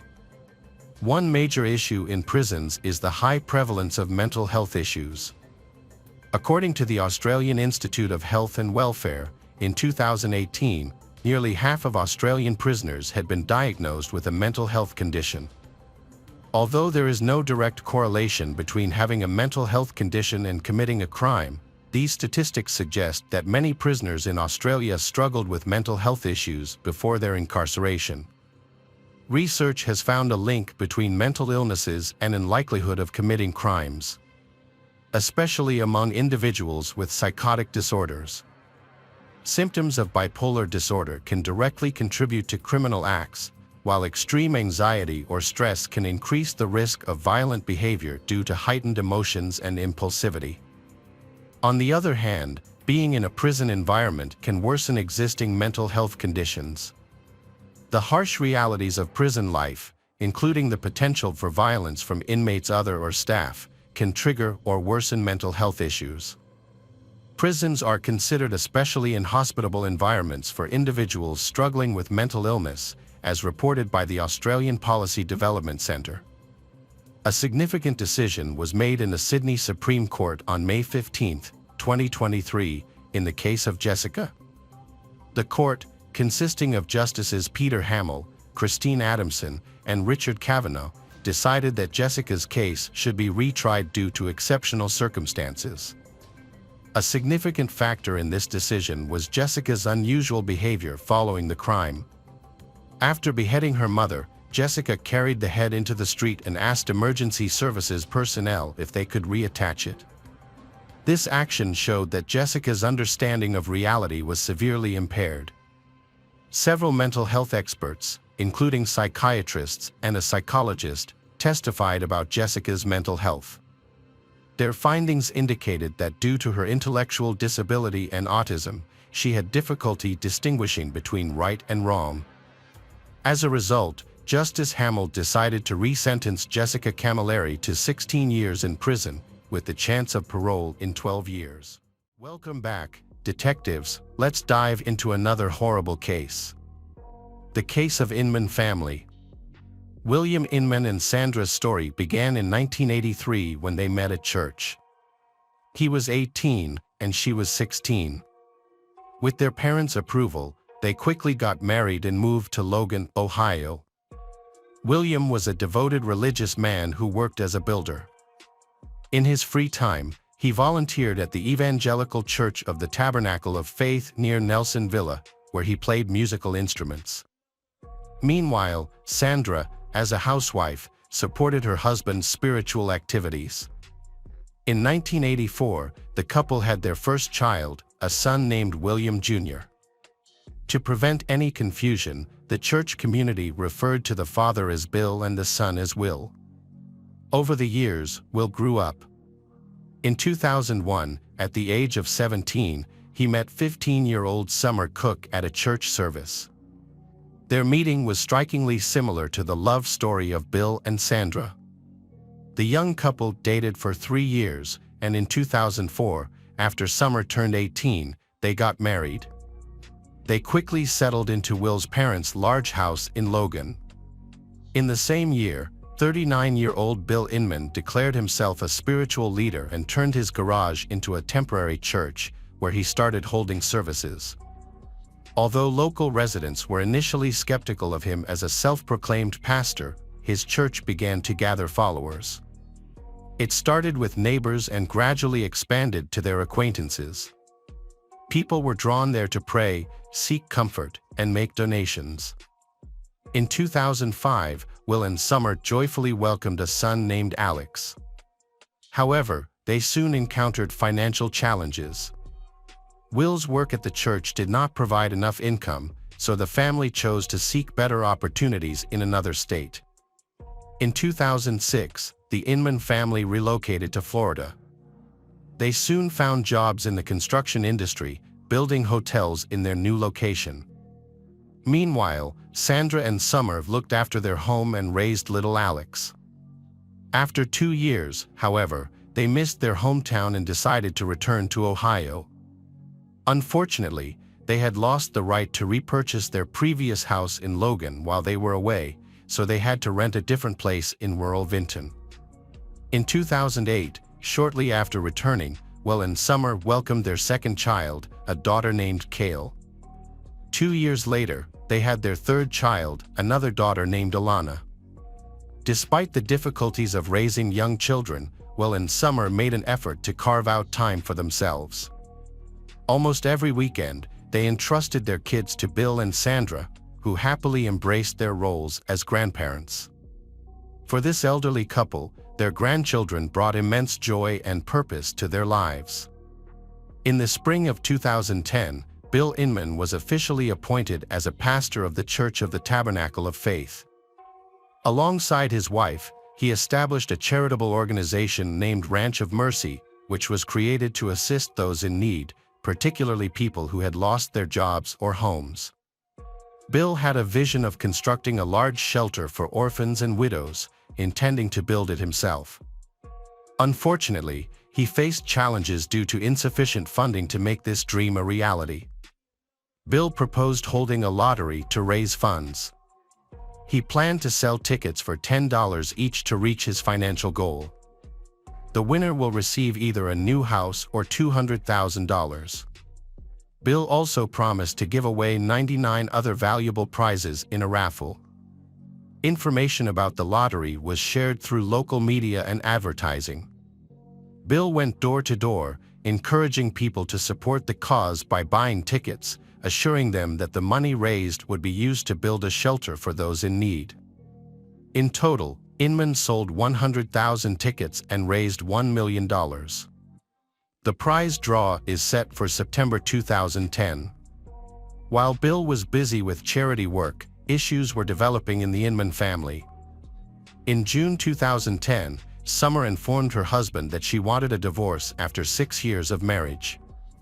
Before this conversation, she had written a painful entry in her diary, expressing that she was very tired of trying to please everyone and felt exhausted. She questioned whether she deserved happiness and if she had the right to fall in love again and feel loved in return. She acknowledged that it might not be the best time, but she felt the need to tell Will the truth, believing he deserved to know that she did not want to be with him anymore. She mentioned that she needed time alone to figure out who she really was, as she felt like she was just following orders at that moment. Summer emphasized her love for her children, stating that she wouldn't trade them for the world, but she did not want them to see their mother merely obeying someone else. She expressed uncertainty about how Will would react, fearing that he might get angry, try to take the kids, or even threaten her. She believed they should share equal time with the children, but she knew his parents would oppose this and try to persuade her to stay, although she realized that wouldn't change anything. She also recounted that yesterday, Will had asked her what she wanted, but she couldn't answer because all she knew was what she didn't want, to be unhappy and feel trapped. Yet, she remained silent every day, saying that all she could do was cry and sleep. She admitted that she just didn't know how to escape the situation and make everything right, hoping that when she wrote again, she would have found the answer. Summer filed for divorce and moved out of the Inman's house with the children and essential belongings to her parents' home. She wanted to ensure that Alex, Kale, and Alana could still communicate with their father, so she allowed them to visit Will and his parents. 2 months after leaving her husband, Summer began a relationship with Adam Peters. At the same time, she took a job as a cleaner at a bank in downtown Logan, as she had no formal education and struggled to find other employment. Meanwhile, September and October passed, but the drawing that Bill from Ranch of Mercy had promised never took place. It also became clear that construction on the prize house hadn't even started, and the Bill family was slow to refund people's money for the tickets.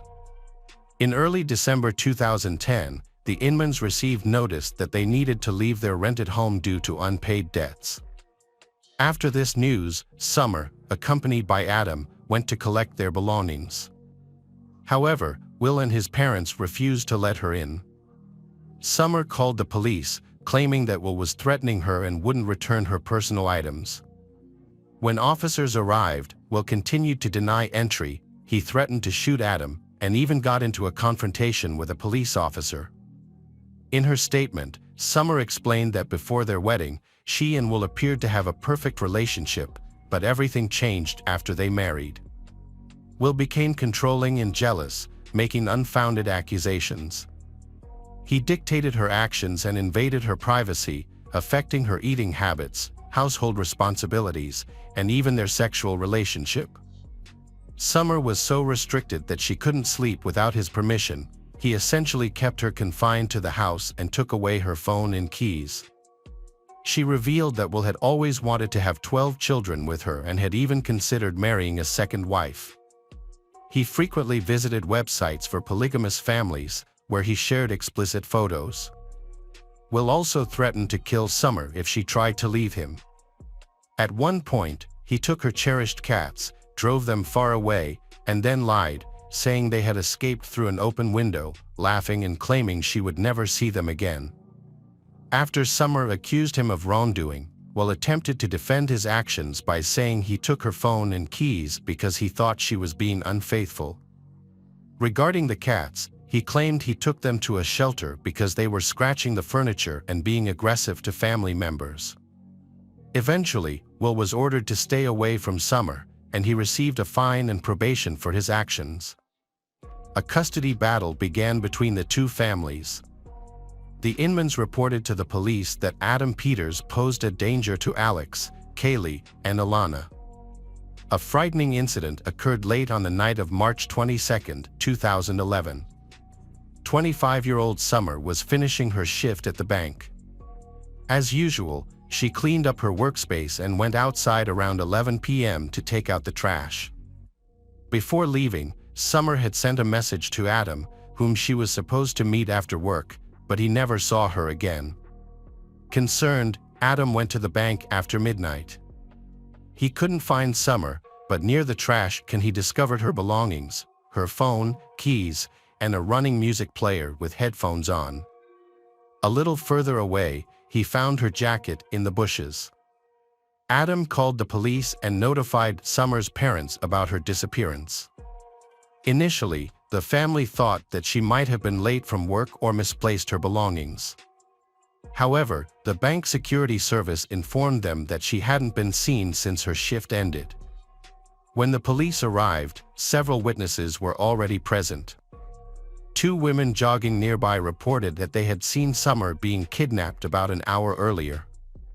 They explained that as Summer approached a dumpster, a Ford Crown Victoria, driven by a blonde woman, pulled up. Two men wearing black balaclavas exited the vehicle, grabbed Summer, and forced her into the back seat. Despite her attempts to resist, scream, and plead for help, one of the witnesses who tried to intervene was met with pepper spray from the female driver. The kidnappers then drove away with Summer. The two women rushed to the nearest police station to report the incident, but for some reason, law enforcement was skeptical and even suspicious of their account, suspecting they might have fabricated the story for amusement. A whole hour had passed after Summer's parents called the police before they finally arrived at the crime scene. Unfortunately, by that time, it was too late for them to find Summer while the trail was still fresh. News of the abduction of 25-year-old Summer Inman quickly spread through local media. Hundreds of residents of Logan joined the search effort, but as days went by, hope of finding her alive began to fade. Summer's parents struggled to keep their thoughts away from the worst possible outcome. A few weeks prior to the tragedy, Summer had posted a picture on Facebook with Adam and the children, depicting what appeared to be a happy family. This photo infuriated Will Inman, Summer's husband. It had been revealed that Summer met Adam before deciding to divorce Will. In the spring of 2010, Adam started working for the Inmans, maintaining their house and yard, and he soon developed feelings for Summer. Initially, she rejected his advances, but eventually, she gave in. In her diary, she reflected on that moment, expressing that when their eyes met, she realized she had let the devil take hold of her and ignored the warnings from God. She mentioned that she tried to walk away, with her mind screaming to run, but she stayed and allowed Adam to embrace her, expressing her regret and guilt. Meeting Adam marked the beginning of the end for Summer and Will's marriage, as she realized that she wanted to pursue happiness, love, and to be loved, which ultimately led her to file for divorce. 5 days before Summer disappeared, Will attempted to challenge the alimony payments in court. He wanted to reduce the amount he had to pay his ex-wife from $150 per child each month to $50, as his annual income was only $6,500. Will, along with his parents, sought sole custody of the children, but the judge denied their request. Bill and Sandra deeply missed their grandchildren, who were the center of their lives. Since separating from Summer, the elderly couple had visibly lost weight and appeared weary. In March 2011, shortly after Summer went missing, the police found the Inman family, Bill, Sandra, and Will, were hiding in Bill's mother's house in Jackson County, Ohio. During questioning, all three of them consistently denied any involvement in Summer's disappearance. They explained that on the night she vanished, they had traveled to Cleveland to look at a new house. However, their car broke down, and they spent the entire night trying to fix it on the side of the road. They returned home to Logan the following morning. The Inmans stated that they had always treated Summer well and rarely had conflicts with her. However, they noted that after Adam Peters came into their lives, things took a turn for the worse. Bill, Sandra, and Will described Adam as a negative influence who had ruined their previously happy family. The police took an interest in a white Ford Crown Victoria that was parked near the Inman's house. They seized the car's GPS navigator and examined its route. They discovered that on the afternoon of March 22, when the kidnapping took place, the car was in Logan. The GPS was turned off at 5:30 p.m. that evening and only activated again the following morning, March 23, still in Logan. There was no evidence that the Inman family ever came to Cleveland. Additionally, phone records indicated that the suspects remained in Logan throughout the night from March 22 to March 23. On the morning of March 23 at 7:30 a.m., Bill, Sandra, and Will were seen at a car wash, where they had the car thoroughly cleaned inside. Summer was not with them. Afterward, the Inmans traveled to Cleveland, where they changed the tires at an auto repair shop. The mechanic found it unusual that Bill chose to replace nearly new tires with older ones. Additionally, the Inmans attempted to alter the car's appearance, and Bill removed a spotlight that he had previously installed near the side mirror. After the arrest, Bill attempted to reassure his elderly mother that they were innocent and that the trials they faced were a form of divine punishment. However, after several hours of intense questioning and realizing that all three could face the death penalty, Sandra eventually broke down. She confessed that they were responsible for the kidnapping of Summer on that tragic night. The men wearing balaclavas were identified as her husband, Bill, and her son, Will. Sandra explained that the abduction was entirely her idea. She intended to scare her daughter-in-law into allowing Will to see their children, but things quickly spiraled out of control. She stated that Will would admit to guilt for both murder and kidnapping. Sandra acknowledged that it was her idea to take Summer, explaining that she believed this would frighten her. Will tied Summer's hands, feet, and neck with plastic ties. Summer struggled and screamed, but then suddenly lost consciousness. Upon noticing that she was unresponsive, Will panicked and wanted to cut her free. He called out to his mother, asking where the knife was because he couldn't find it. As the family desperately searched for the knife, precious minutes passed. It was too late, and Summer had suffocated. Sandra insisted that they never intended to harm their daughter-in-law. Their goal was simply to scare her in order to resolve a custody dispute over the grandchildren so they could see them on weekends. On March 29, 2011, 1 week after the abduction, Sandra revealed the location where they had hidden the body. Summer was placed in an abandoned well on the property of the church that the Inman family attended, known as the Church of the Tabernacle of Faith, which is situated near Nelsonville, 30 kilometers from the bank where Summer worked. Bill Inman had previously helped build this church, and 28 years ago, he and Sandra got married there under its arches. When the police removed the concrete lid from the well, they discovered a disturbing scene. Summer was at the bottom, her body positioned head first. She was dressed in the same outfit she had worn on her last day, a black t-shirt that read, "I don't have an anger problem, I have an idiot problem." The autopsy revealed that Summer had died from strangulation. Besides the marks left by plastic ties on her neck, wrists, and ankles, there were no other injuries on her body. Sandra originally intended to dispose of the body in the river. However, she later thought the church well would be a safer place where it wouldn't be discovered. She confessed to her crime and showed genuine remorse for her actions. The trial soon followed. Bill, 49, and Will, 28, both pleaded not guilty to Summer's murder. Throughout the hearings, they spoke very little and avoided making eye contact with her parents. In contrast, Sandra took full responsibility for the crime, reiterating that the abduction was her idea. As she delivered her final statement, the woman tearfully pleaded for forgiveness from Summer's parents. Overwhelmed with emotion, Sandra clearly expressed her deep regret for the tragic events. "Summer was like a daughter to me," she cried. "If I could turn back time, I would never have made this terrible choice." In 2012, the court sentenced Bill and Will Inman to life in prison without the possibility of parole.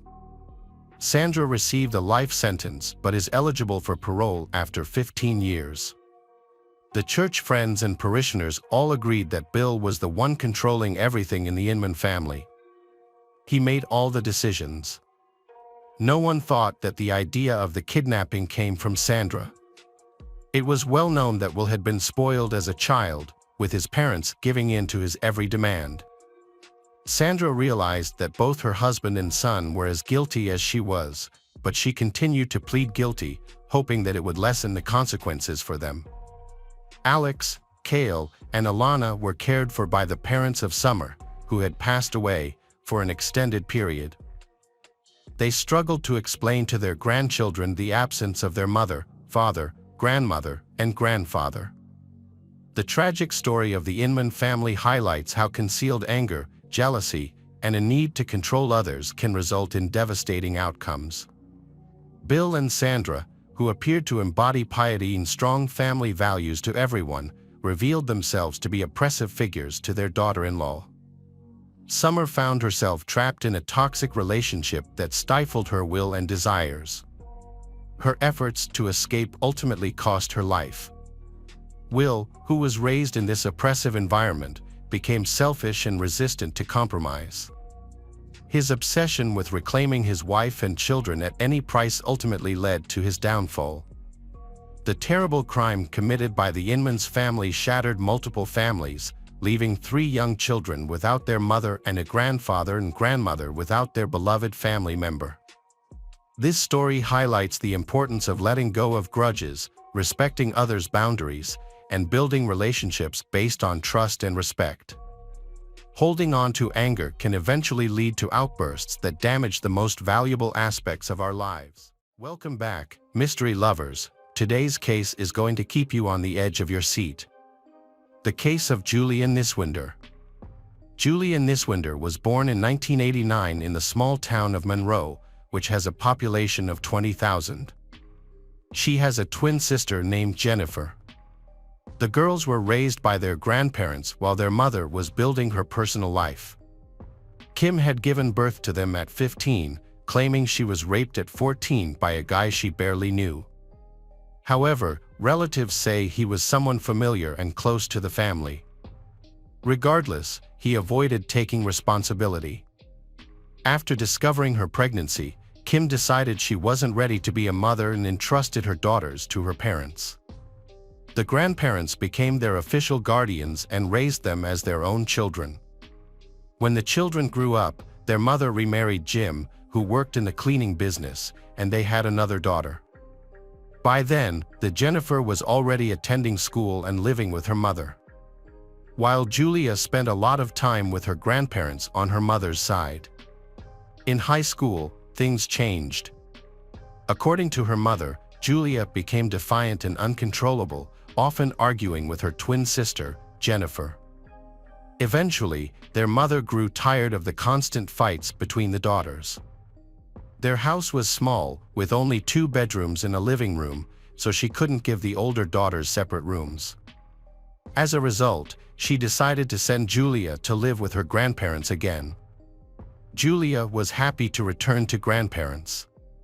She lived there for a while, and her grandparents indulged her and were very affectionate toward her.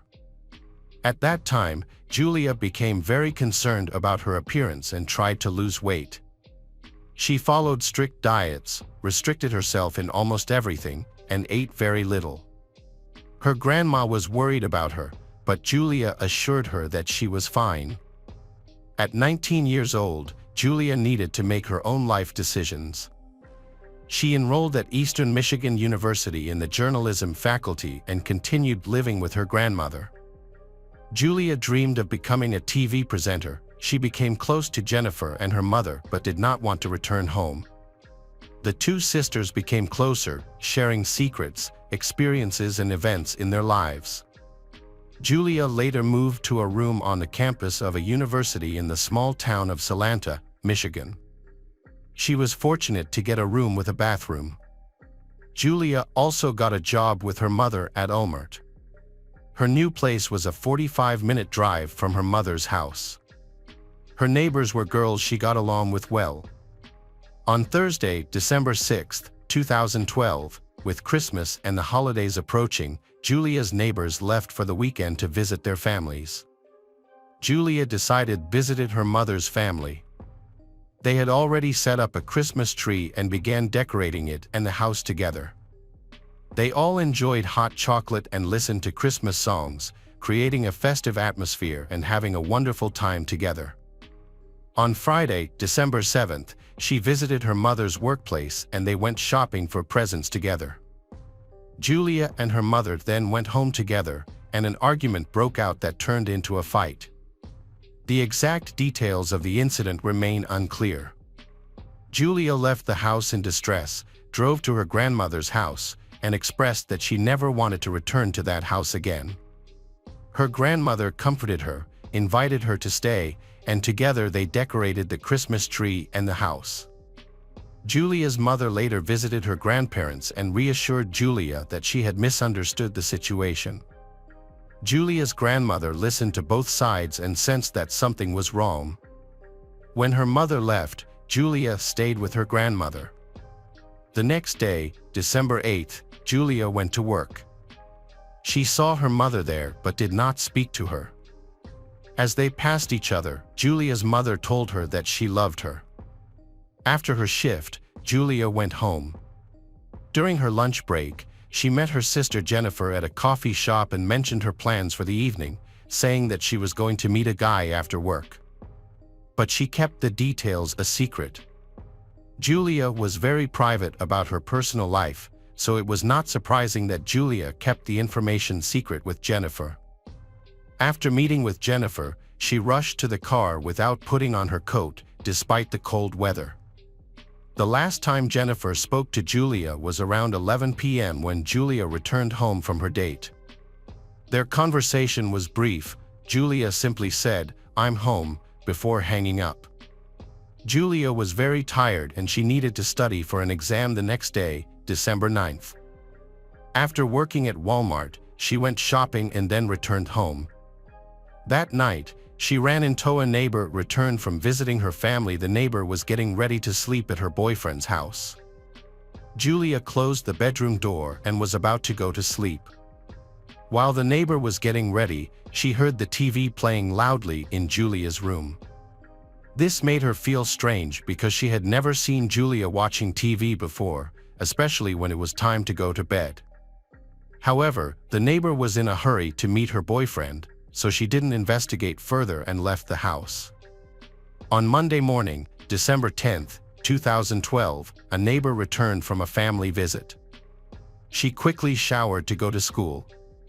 While getting ready, she noticed that Julia's alarm clock kept ringing, but no one seemed to have turned it off. Knowing that Julia often struggled to wake up in the morning, the neighbor was not surprised. She knocked on Julia's door to try to wake her up, but received no response. After a while, she decided not to bother her anymore and went to school. That day, Julia did not go to class and also missed an important exam, which was unusual for her, as she had never been absent or late for an exam before. Julia missed her shift at her stepfather's cleaning company, where she had taken a part-time job to earn money before the holidays. Although she was scheduled to work, she did not show up. She also missed her shift at Walmart that evening, which raised concerns among her coworkers. The next day, December 11th, Julia missed her shift for the second time. Her coworkers grew increasingly concerned and tried to reach her by phone, but no one answered. An employee had Julia's mother's phone number and called her that evening to inform her that Julia had missed 2 shifts. Julia's mother, Kim, was at a cafe playing darts with Jennifer and other relatives at the time. She noted that their schedules often didn't align, and it was common for them to go 2 or 3 days without seeing or calling each other. When Kim learned that Julia was missing and not responding to calls, she panicked and tried to reach her daughter repeatedly, but all her calls went to voicemail.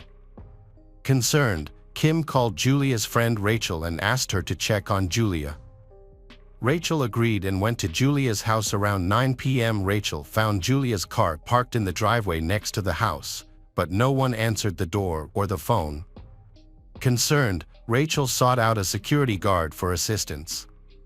She asked the guard to open Julia's room to check, but he refused and instead called the police. The guard could not find a spare key to Julia's room. When the police arrived, they broke down the door and entered the apartment. Inside the bedroom, everything was in disarray, furniture was scattered on the floor. And Julia's handbag was on the bed, making it look like a robbery had taken place. As the police continued their search of the apartment, they made a dreadful discovery. They found the body of Julia face down in the bathtub. Her body was fully submerged, and her hands were behind her back with her feet together. There were signs of restraint on her wrists and ankles. A phone was also found underwater beneath her body. Julia's torn clothes were on the bathroom floor, and it was evident that the fabric had been cut with a knife. After examining her, the police concluded that her body had likely been in the water for 2 days and was in a state of advanced decomposition. The knife and rope used to tie up Julia were not found anywhere in the apartment. All of Julia's valuables, including her wallet with cash, laptop, and car keys, were still on the table, and the wrapped Christmas presents were untouched. The only items missing were the pillowcase and the keys to Julia's room, which led investigators to rule out the possibility of a robbery. Rachel learned the tragic news from the police and immediately informed Julia's mother about her daughter's death. Kim and Jennifer quickly got into their car and drove to Julia's apartment. Despite the police cordon, the mother and sister approached the building to find out what had happened. They tried to enter the room but were stopped by the police. The family demanded answers about Julia, but no one would give them any information. They were distraught and pressed the police for information, but the police only confirmed that Julia was dead. Police took Julia's family to the station along with her neighbors for questioning. Julia's neighbors said they generally got along with her, although they had had a conflict in the past. They had resolved their differences and had not had any problems since.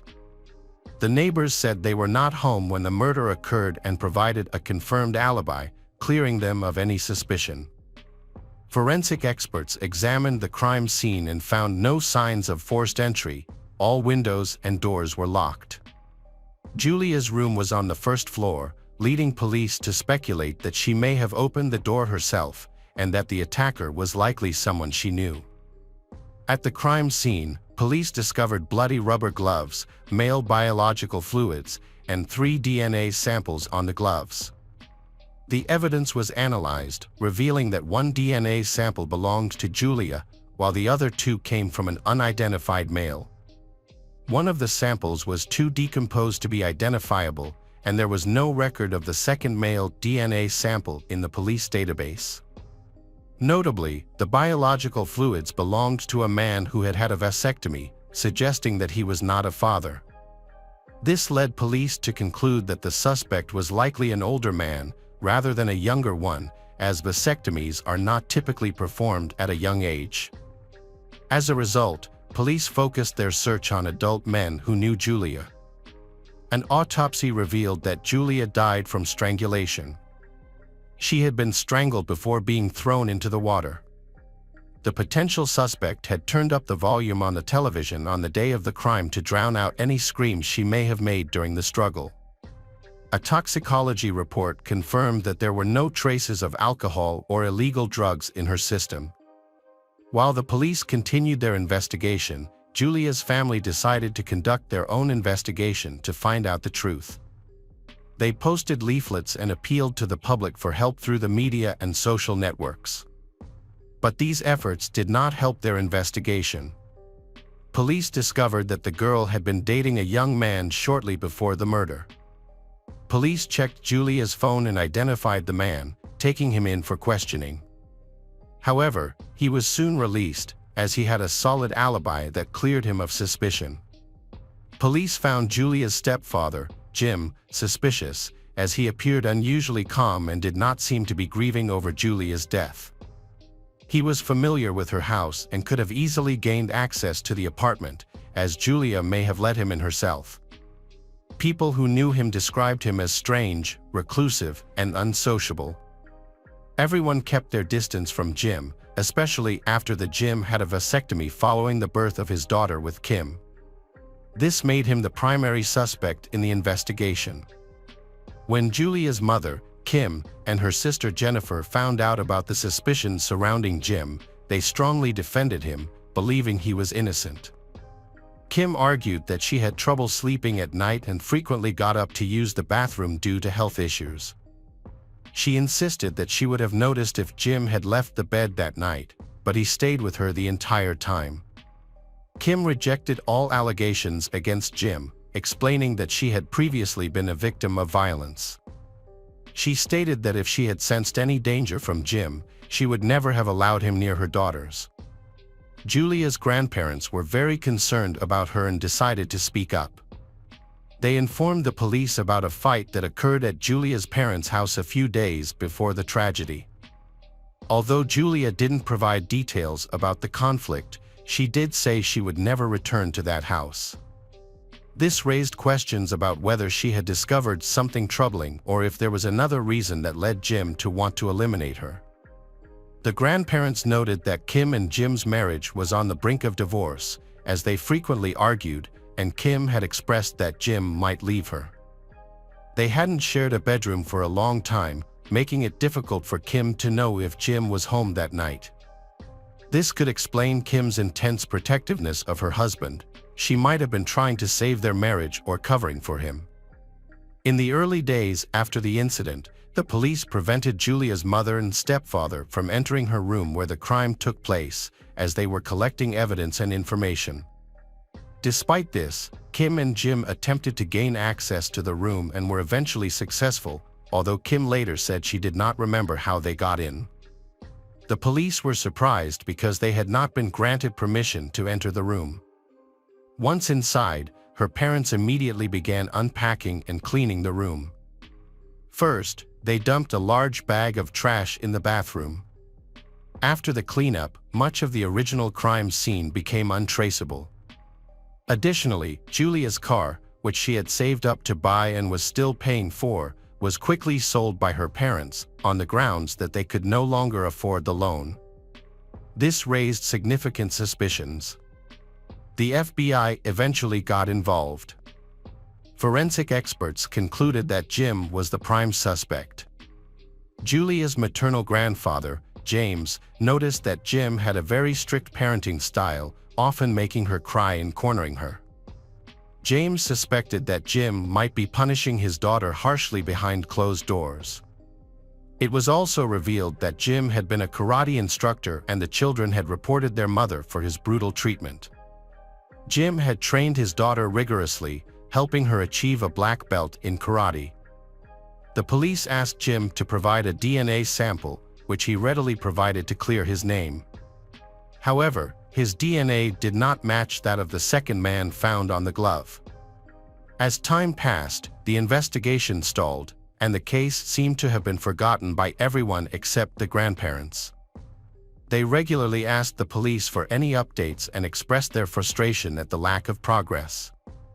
Julia's grandparents still believed that the police should thoroughly investigate Jim, her stepfather. James suspected that Jim may have taken latex gloves from a cleaner at work to frame someone else while concealing his own involvement. However, this theory was never pursued further. It left many unanswered questions, such as whose DNA was on the damaged glove. It raised the possibility that there could have been two criminals involved. They asked Jim to take a lie detector test, which he passed twice, but Julia's grandfather remained skeptical. He still believed that Jim was somehow involved in Julia's murder. James' persistent attempts to communicate with the police about the investigation led them to stop contacting him. This decision upset only Julia's mother. Living in Florida, James was unable to visit the police in person, which resulted in him losing access to important information and feeling powerless. His daughter Kim and granddaughters, Jennifer and Madison, wrote to James to say he was no longer part of their family, which hurt him deeply. One of Julia's friends informed the police that Julia had reported harassment from her stepfather, who referred to Julia as his girlfriend, causing her fear. This suggested a possible sexual motive for the murder, prompting the police to seek a search warrant for Jim's home. During the search of his laptop, they discovered numerous explicit photos of minors. Jim was arrested due to these photos. At first, he claimed he was innocent, insisting that he did not know where the photos came from and that he was being framed. Later, he conceded that the photos might belong to him but insisted he was unaware that the subjects were minors. He maintained his innocence and was found not guilty because the prosecution failed to prove that the photos showed minors. Later, Julia's friend withdrew her accusations against her stepfather, although police informed her that her previous statements had been recorded. James discovered that Kim and Jennifer spoke to this friend and likely pressured her to change her testimony. Despite everything, Kim continues to support her husband and believes in his innocence. She thinks that her neighbor is responsible for her daughter's death due to a disagreement. However, this theory is not taken seriously because the neighbor has an alibi, and only male DNA was found at the crime scene. 3 years after Julia's murder, in 2015, Kim and Jim's attorney advised them not to give a written statement because it could be used against them in court. James was even more angry when he heard this. He felt that if they had nothing to hide, they would not have hired an attorney or refused to give a written statement, because giving false testimony could have legal consequences. By insisting on giving a statement, they avoided potential liability. It was later discovered that the police had overlooked a crucial piece of evidence. It was the bathtub rug that might contain the criminal's DNA. This information emerged when new police took over the case. They reviewed all the documents and paid special attention to this rug. However, the police could not find it. Julia's mother allowed them to search among Julia's belongings, which she had taken from Julia's room and stored in a storage room, but the rug was not among them. Its disappearance is a mystery. Only Julia's family had access to the storage facility.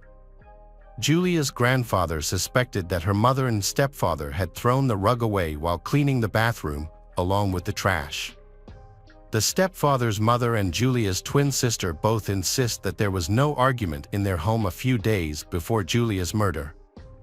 They described the gathering as warm and friendly, with no disagreements.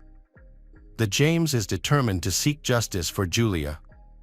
He has thoroughly researched DNA and discovered that technology has made significant advancements in the past decade, allowing for the analysis of damaged or weak DNA samples. He is puzzled by the police's disregard for his requests and suggestions, as they appear reluctant to pursue the case. Julia's mother, Kim, has divorced Jim, but they remain on good terms and maintain communication. She continues to support Jim's innocence and views him as the decent person. As a result, there have been no arrests in the case, and the perpetrator remains unpunished. Welcome back, detectives. Let's dive into another horrible case. The case of Christina Purcell. Christina Purcell, a 41-year-old veterinarian, worked at a clinic in the small town of Greer, South Carolina, which has a population of 35,000. Her colleagues all described her as an exceptional person. She was regarded as the best in her department and was highly experienced. She had a great sense of humor, which helped alleviate challenging situations at work. Her co-workers respected her, and management highly valued her talents. Christina had a young daughter, whom she co-parented with her ex-husband, John Mello, during the early years of her life. Friends and acquaintances all agreed that her daughter meant everything to her. After their daughter's birth, Christina and John separated but maintained joint custody. Then, she was engaged to a new partner named Bradley. Despite an apparently perfect life, but she was involved in a custody battle with her ex-husband, John, and the custody dispute between them was intense. On October 5, 2021, when their daughter visited her father, John, he flew her to Italy. This prompted Christina to file a complaint against him for violating custody, which further strained their relationship. Christina even launched a GoFundMe campaign to raise money for her legal expenses, and many people contributed. On October 13, 2021, Bradley, aged 65, tried calling Christina's in the morning. After she failed to answer, he went to her house. He knocked, and when there was no response, he entered through the back door. Inside, he discovered a horrifying scene. Her lifeless body was in the living room with rose petals scattered around. So, he immediately called 911, but it was too late to save her. Police discovered over 30 stab wounds on her body, mostly on her head, face, and neck. Although the scene was chaotic, it did not resemble a typical robbery. The police found unusual mystical objects in the house, hinting that someone unstable might have conducted a sacrificial ritual. This led investigators to consider the possibility of a ritual murder. Forensic experts determined that Christina was murdered elsewhere. Evidence of dragging was found throughout the house, and in some areas, the body was left behind and placed in various positions, possibly to take photographs of sexual acts. Later, the body was moved to the living room and covered with rose petals, with petals also strewn along the path where it was dragged. When information about the incident leaked to the press, they dubbed it the rose petal murder. At that moment, the police have not found any signs of forced entry into the house. However, Bradley, who alerted emergency services, had entered through the back door. He informed detectives that this door was always left unlocked, suggesting the intruder could have entered the same way. At the crime scene, detectives discovered clear signs of staging that complicated their investigation. They had to sort through numerous conflicting pieces of evidence to discard the irrelevant and find the right direction. Detectives have never encountered such complex and confusing murder cases before, making it difficult to determine which lead to pursue. They suspected that the murder was intentional. The perpetrator had specifically gone to Christina's house to commit it. And detectives must find out his motives and who he is. Inside the house, they found memory cards and the laptop in the living room near the body. A transparent handbag containing a powerful illegal drug was also discovered. There were small droplets of dried blood, and Christina's mobile phone lay nearby. In the hallway, a bag was found with 2 white envelopes, each containing $500 in cash. A suitcase held a firearm, a single-shot self-defense pistol, and numerous documents related to a court case involving Christina's daughter, prompting detectives to consider the possibility that her ex-husband, John Mello, was involved. Forensic experts used luminol to examine the entire house, enabling them to detect even the smallest traces of blood. They discovered hundreds of tiny blood spots in various places, highlighting the attack's brutality.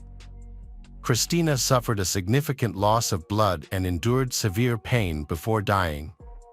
She was stabbed 31 times. The police scrutinized Christina's mobile phone for any leads.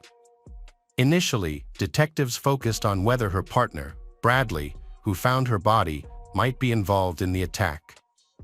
To compare information, they also retrieved his mobile phone to analyze its contents. Police noticed peculiar behavior from he was highly agitated. His reaction didn't seem like that of a grieving fiancé. He was trembling, inconsistent in his statements, and wore gloves throughout his interactions with the investigators. This behavior only heightened the suspicion of law enforcement. Later, it became clear that their suspicions were justified. While investigating Christina and Bradley's devices, the police uncovered shocking details about Bradley's life, clarifying his nervous behavior. They had strong reasons to suspect that he was exploiting her daughter, Jane Doe, to create explicit content. In February and August, he recorded videos and took photographs of Jane nude in various inappropriate poses. These materials were found on the phone and laptop that were confiscated for examination. However, it is not clear whether this was done secretly or with her consent.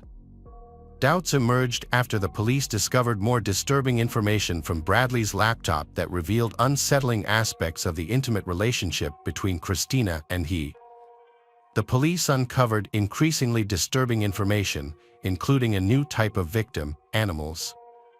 Numerous photographs were discovered showing individuals involved in sexual acts with animals, mainly dogs. Shockingly, Christina, one of the clinic's leading veterinarians, who occasionally took animals home for temporary care, was involved in these acts.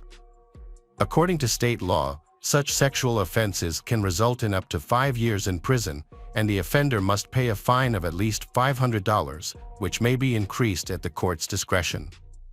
Law enforcement described these recordings as some of the most repulsive materials they had ever encountered. The public was outraged upon learning that Christina, a seemingly kind woman from a veterinary clinic, was involved in such acts with her daughter and dogs. After discovering all this evidence, Bradley Post was arrested on October 19, 2021. He was charged with the sexual exploitation of a minor and the distribution of explicit materials.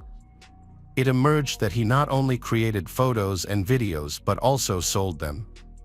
Additionally, the police considered the possibility of his involvement of Christina's death, but he firmly denied any involvement. Detectives found no evidence linking him to the murder. There was no trace of blood on his body or clothes. Furthermore, Christina had died several hours before he arrived at the house, leading the police to doubt his connection to the murder. Christina's ex-husband, John Mello, is also a suspect in the case. His main motive was gaining full custody of their daughter, which he did not want to share with Christina. This is a common motive for murder. However, at the time of the crime, John was in Italy with his daughter. This alibi was easy to verify since he hadn't returned to the country. Despite this, investigators kept John on their list of suspects, considering he might have orchestrated the crime indirectly.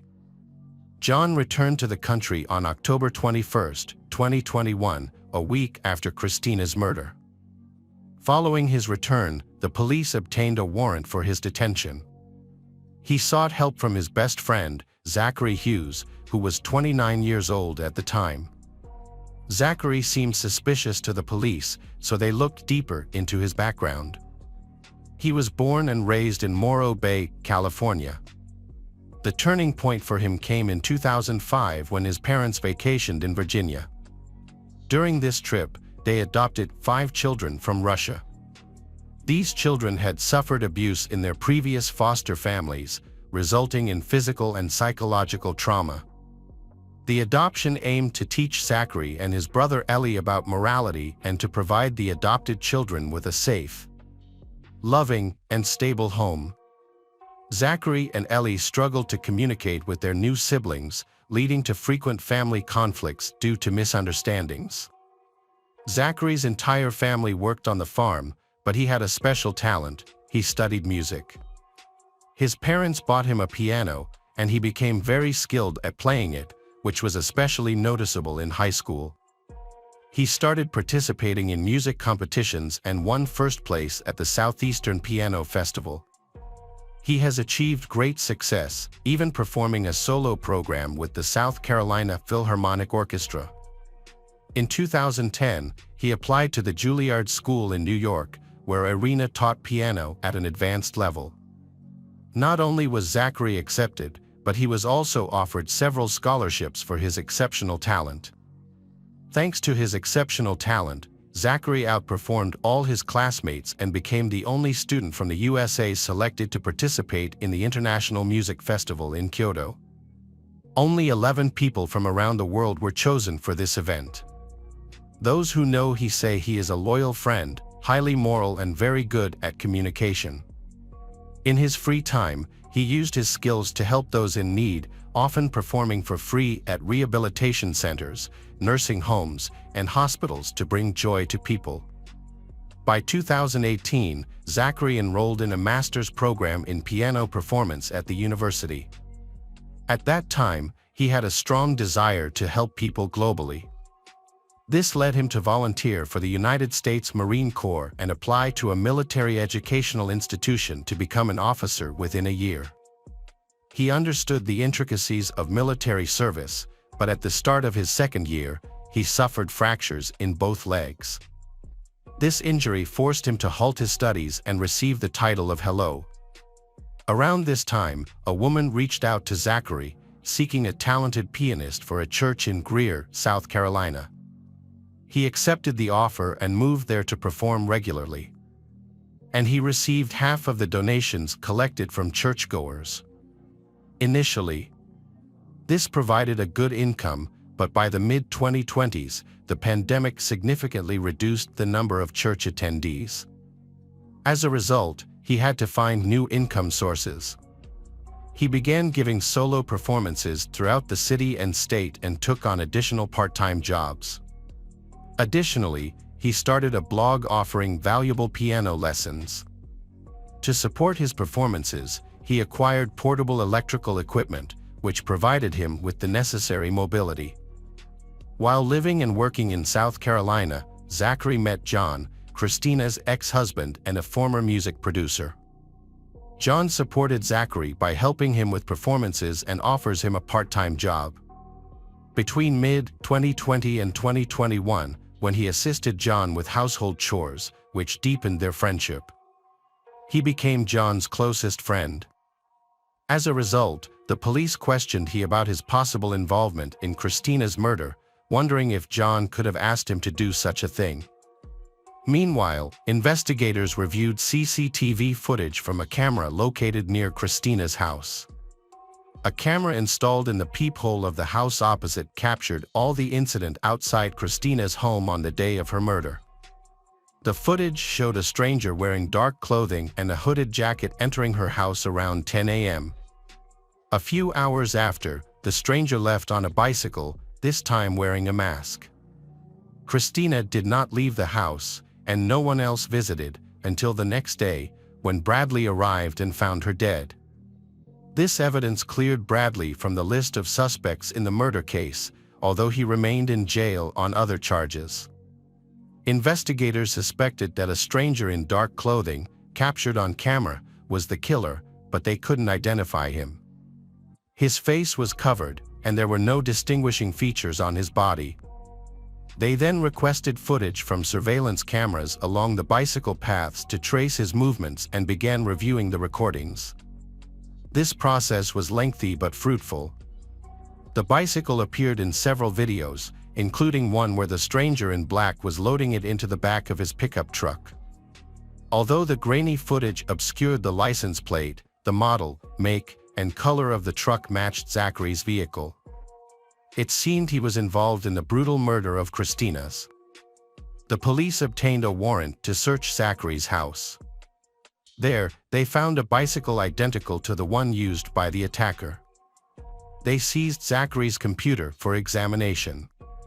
Through this, they discovered active correspondence between John and Zachary, uncovering over 1,700 text messages, most of which were encrypted. The messages were clearly coded and contained hidden information.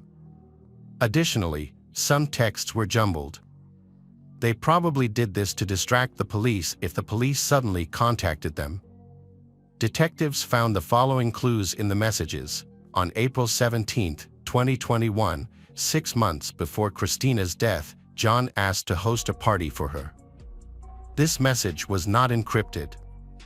On the day of the murder, John asked a friend how the musical performance went, and the friend replied that everything was great. Although it seemed like a harmless question, the police discovered there was no performance that day. They suspected that John used performance as a code word for the murder of Christina. All other information on Zachary's phone was either encrypted or deleted. He also used an access code unknown to the police, which complicated and delayed their investigation. Additionally, they couldn't obtain data on the device's location at the time of the attack on Christina. The phone was frequently switched to flight mode, including when the mysterious masked man came to Christina's house. It appears this was done on purpose to prevent Zachary from being tracked and to avoid involvement in the crime scene. Based on the evidence collected, officers obtained a warrant for Zachary's arrest. While they were preparing to file charges, Zachary was invited to perform on an international cruise. By the time the warrant was issued, he was already in Europe, so the detectives had to wait. Fortunately, when the charges were filed, Zachary had returned to Michigan, unaware that they were planning to arrest him. He could have easily left the country by crossing into Canada or taking another flight to a cruise ship. However, once he learned about the charges, he voluntarily returned to South Carolina and surrendered to the police, believing they were mistaken. On November 3, 2021, Zachary hired lawyers to defend his reputation, stating he was not guilty of any wrongdoing and intended to refute the slander tarnishing his name. However, he refused to allow the police access to his phone, prompting them to file a court petition. The court subsequently ordered full access to the mobile phone. Despite this, he repeatedly provided incorrect passwords, which delayed the investigation. Finally, by April 8, 2023, after approximately 700,000 attempts, the smartphone was unlocked. The police discovered crucial messages between John and he, discussing their encrypted plans to kill Christina. While these messages were intended to be used as trial evidence, they were considered circumstantial and insufficient to determine the trial's outcome. Zachary and John were known for their impeccable reputation, supported by many witnesses, and had no prior criminal history. The jury could not rely solely on correspondence and footage of a similar car to convict them. More new evidence emerged when a forensic examination uncovered the criminal's DNA under Christina's fingernails, which matched Zachary's DNA. Consequently, the police could confidently assert that he was the one who attacked and brutally killed Christina in her home. The defense argued that the CCTV footage did not clearly show the criminal's face or accurately identify the car involved. As a result, they labeled the evidence as circumstantial, as initially assumed.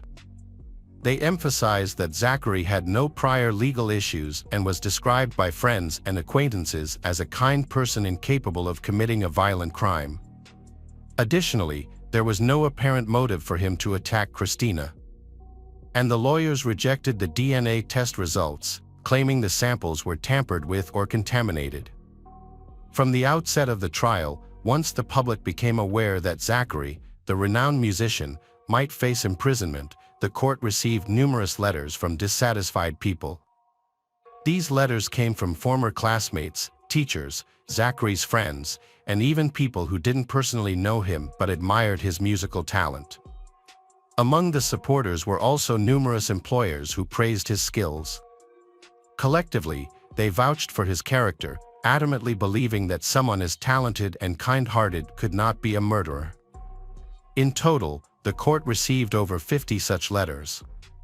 The lawyers emphasized that Zachary had no previous legal issues.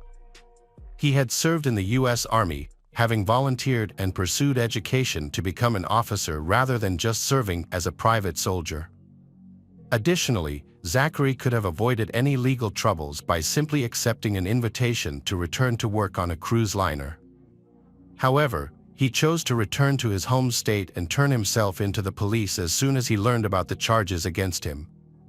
He was fully aware of everything, including the warrants that the police were obtaining to investigate further. Despite this, he wasn't deterred because he believed he was innocent. The lawyers presented this as key evidence of his innocence.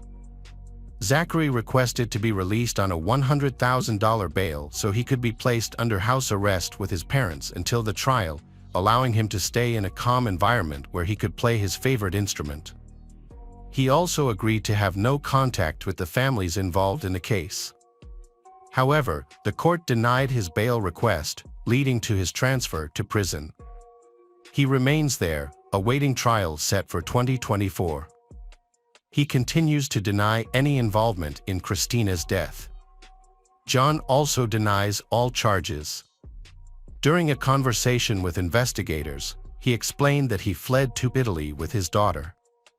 He said he was exhausted from legal battles with his Christina and was horrified to discover that her fiancé, Bradley, had inappropriate intentions towards his 9-year-old daughter. Evidence suggested Christina was involved, as she appeared in some photos with her daughter. So John claims he took his daughter away to protect her from Christina, her unstable mother. He intended to challenge for custody using the explicit photos taken by Bradley and believed he had a strong case. If Christina lost custody, John would have no motive to harm her. Nevertheless, John repeatedly insisted he would fight for his daughter at any cost, despite he not commenting on his connection to Zachary.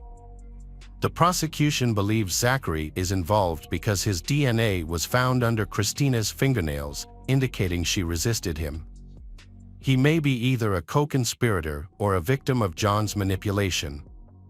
The investigation into Christina Purcell's death has become intricate, full of unexpected developments and mysteries. Detectives persist in seeking justice for her, gradually assembling clues to identify the mastermind and uncover the case's dark secrets. Although the journey to bring justice to she may be long, but it will certainly not stop. The investigation team hopes that the case will soon be illuminated, allowing she to rest in peace. Hi everyone, thanks for returning. Let's unravel another horrible case. The case of Riley Whitelaw.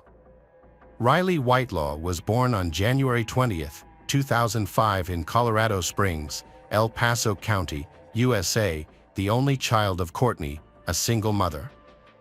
From an early age, Riley demonstrated kindness, empathy, and respect for others. Her bright smile brought warmth and joy to everyone around her. Riley loves to draw and wants to learn to play the guitar. After attending the Air Force Academy, she proved herself to be an excellent student. Among her classmates, she was known for her calm demeanor, confidence, and leadership skills. When Riley was a teenager, her mother met a man named Chris Johnson. Their relationship quickly developed into love, leading to the decision to marry. Riley, who always wanted the best for her mother, did her best to adapt to the changes Chris brought to their home. Chris, who never had the opportunity to be a father, welcomed Riley with open arms and treated her like his own daughter, expressing that he felt lucky to be a part of her life. In 2021, Riley is 16 years old, she is more mature, and gets a part-time job at a branch of an American company that operates the second-largest pharmacy chain in the country. This pharmacy not only sells medicines and healthcare products but also provides photography services. Riley only works 2 days a week because she still has to continue her studies. Despite her busy schedule, she feels happy and enthusiastically accepts the challenge. At first, everything goes smoothly. Riley enjoys her job and always completes her tasks. She quickly gains the appreciation of customers and builds good relationships with her colleagues. Among Riley's co-workers is a man named Joshua Johnson. Not much is known about his background, but he is in his 30s and has just been released from prison. The appearance of Riley, a young girl at the pharmacy, changes his life. Joshua, who is withdrawn and hot-tempered, is Riley's complete opposite. Despite their differences, Joshua develops feelings for her. Everyone around him notices this and realizes his unusual intentions, considering Riley's age. However, he insists that he will wait until she is an adult before asking her out. Joshua cannot hide his feelings for Riley for long and begins to show his attention to her, trying to win her over. He eventually openly confesses his love for her. However, Riley does not have feelings for him. After being rejected, Joshua becomes hurt and begins to act out, trying to hurt Riley whenever possible.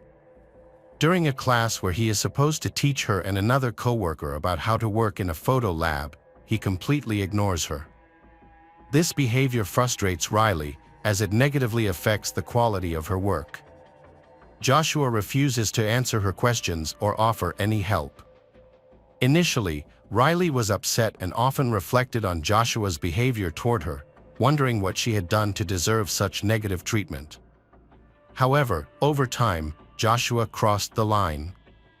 First, he touched her inappropriately. And then he slapped her. Riley felt both angry and offended by these actions. She realized that Joshua was invading her and her personal space. Riley chose to speak up about the incident. Gathering her courage, she informed the pharmacy manager, Justin Sunni, about what had happened. Justin helped to remind Joshua.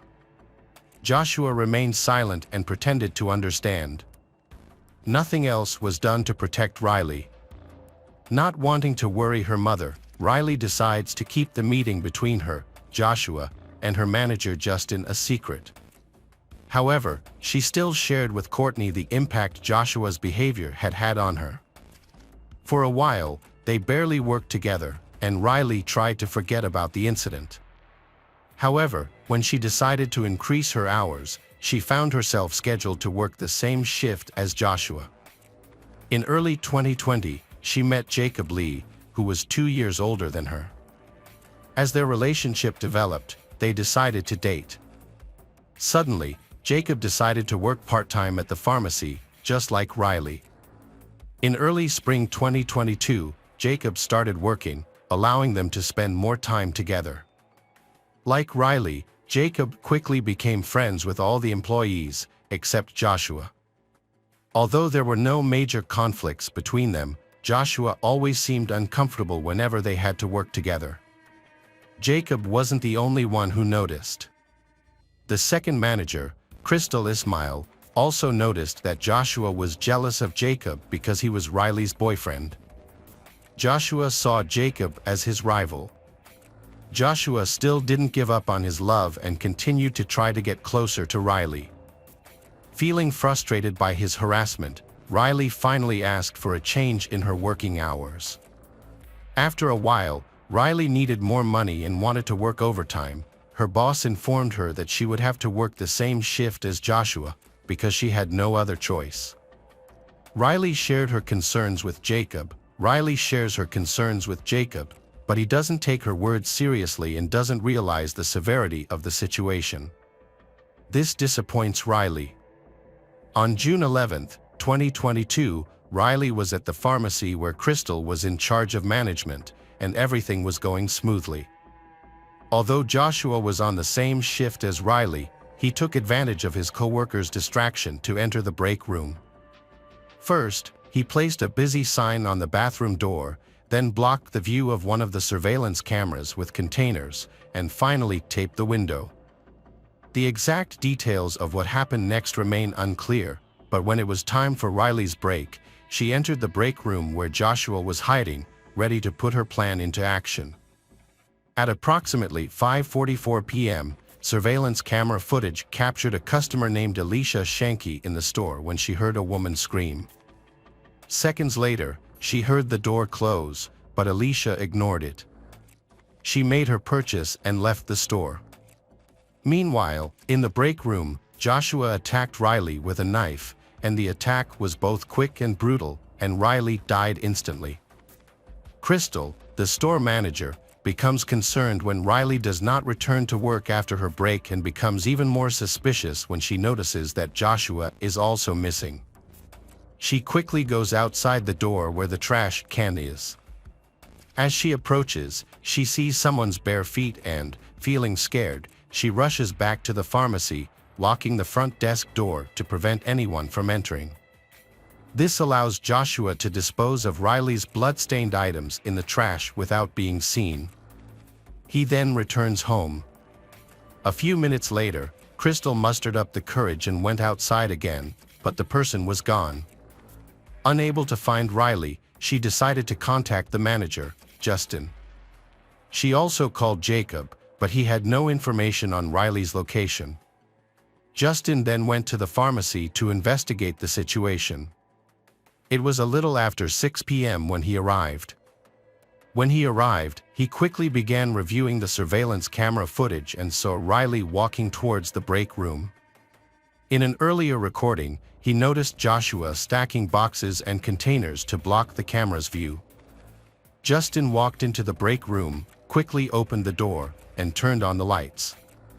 He was horrified to see blood everywhere. And in the corner of the room, he found Riley's body. Shocked, Justin called the police at 6:05 p.m. 10 minutes later, officers arrived at the pharmacy, where they discovered Riley's body. She was found on the floor with her badge and headphones nearby. In addition to the severe neck injury, she had suffered several other injuries. Alicia, a customer at the pharmacy during the day, passed by the scene that evening and noticed police and patrol cars. She stopped to report the screams she had heard earlier. Police officers Steve Alonso and Mike Lee began their investigation. Meanwhile, someone informed Riley's mother, Courtney, of the tragic news. The distraught mother rushed to the pharmacy and was stunned when she arrived at the crime scene. When asked by police if she knew anyone who Riley's enemies were or who might have committed such an act, Courtney did not remember Joshua.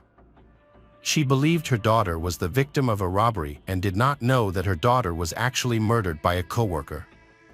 Police collected evidence at the crime scene and sent the body for forensic examination.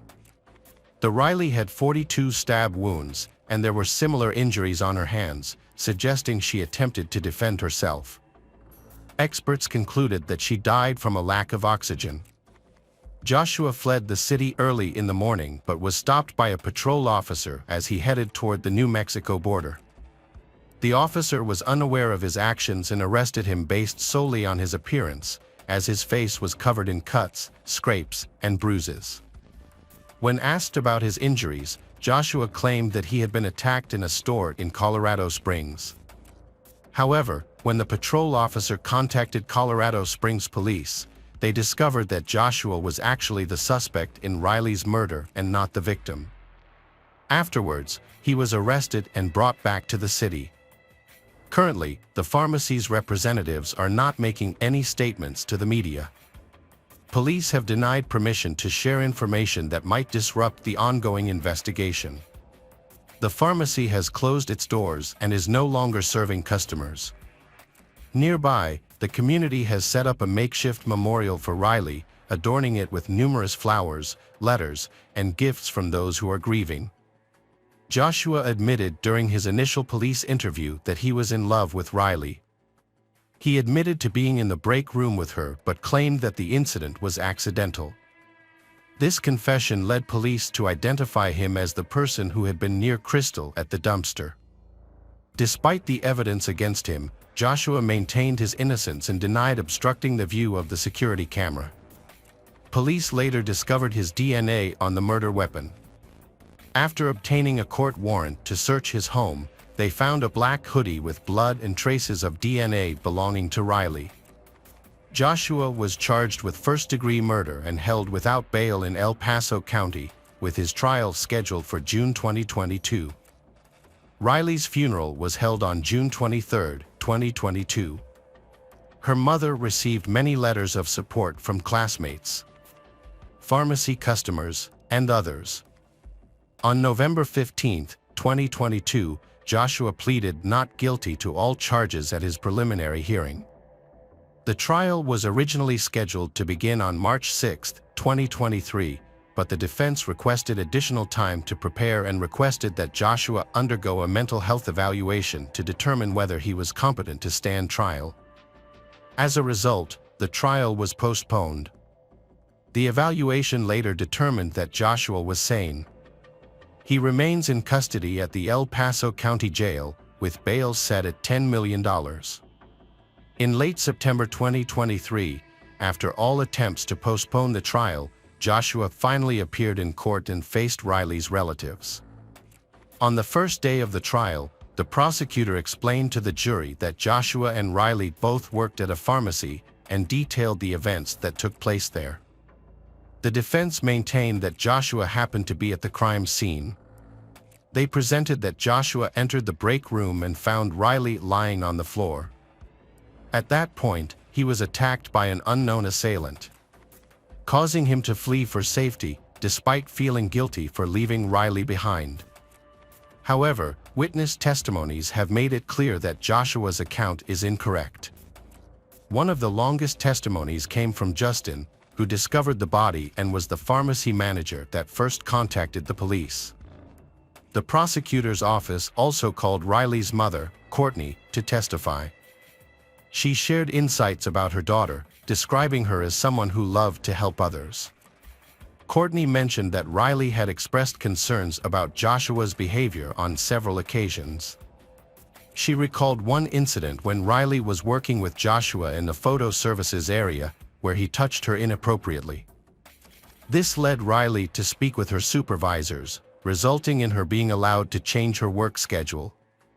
In October 2023, after arguments from both the prosecution and defense had concluded, after an hour of deliberations, the jury reached a verdict. Joshua Johnson was convicted of first-degree murder. The judge expressed gratitude to everyone who contributed to achieving justice, especially the Colorado Springs police. After the trial, some expressed their anger toward Joshua, while others chose to remember Riley as a kind, young girl who tragically lost her life because of his actions. On the podium in the auditorium, there were 3 items: an empty vase, a bag containing 42 purple stones, and a small bouquet of sunflowers. Riley's loved ones had brought these items on purpose. The stones represented the number of wounds Riley had suffered. Each person giving a speech took a handful of stones and put them in a vase.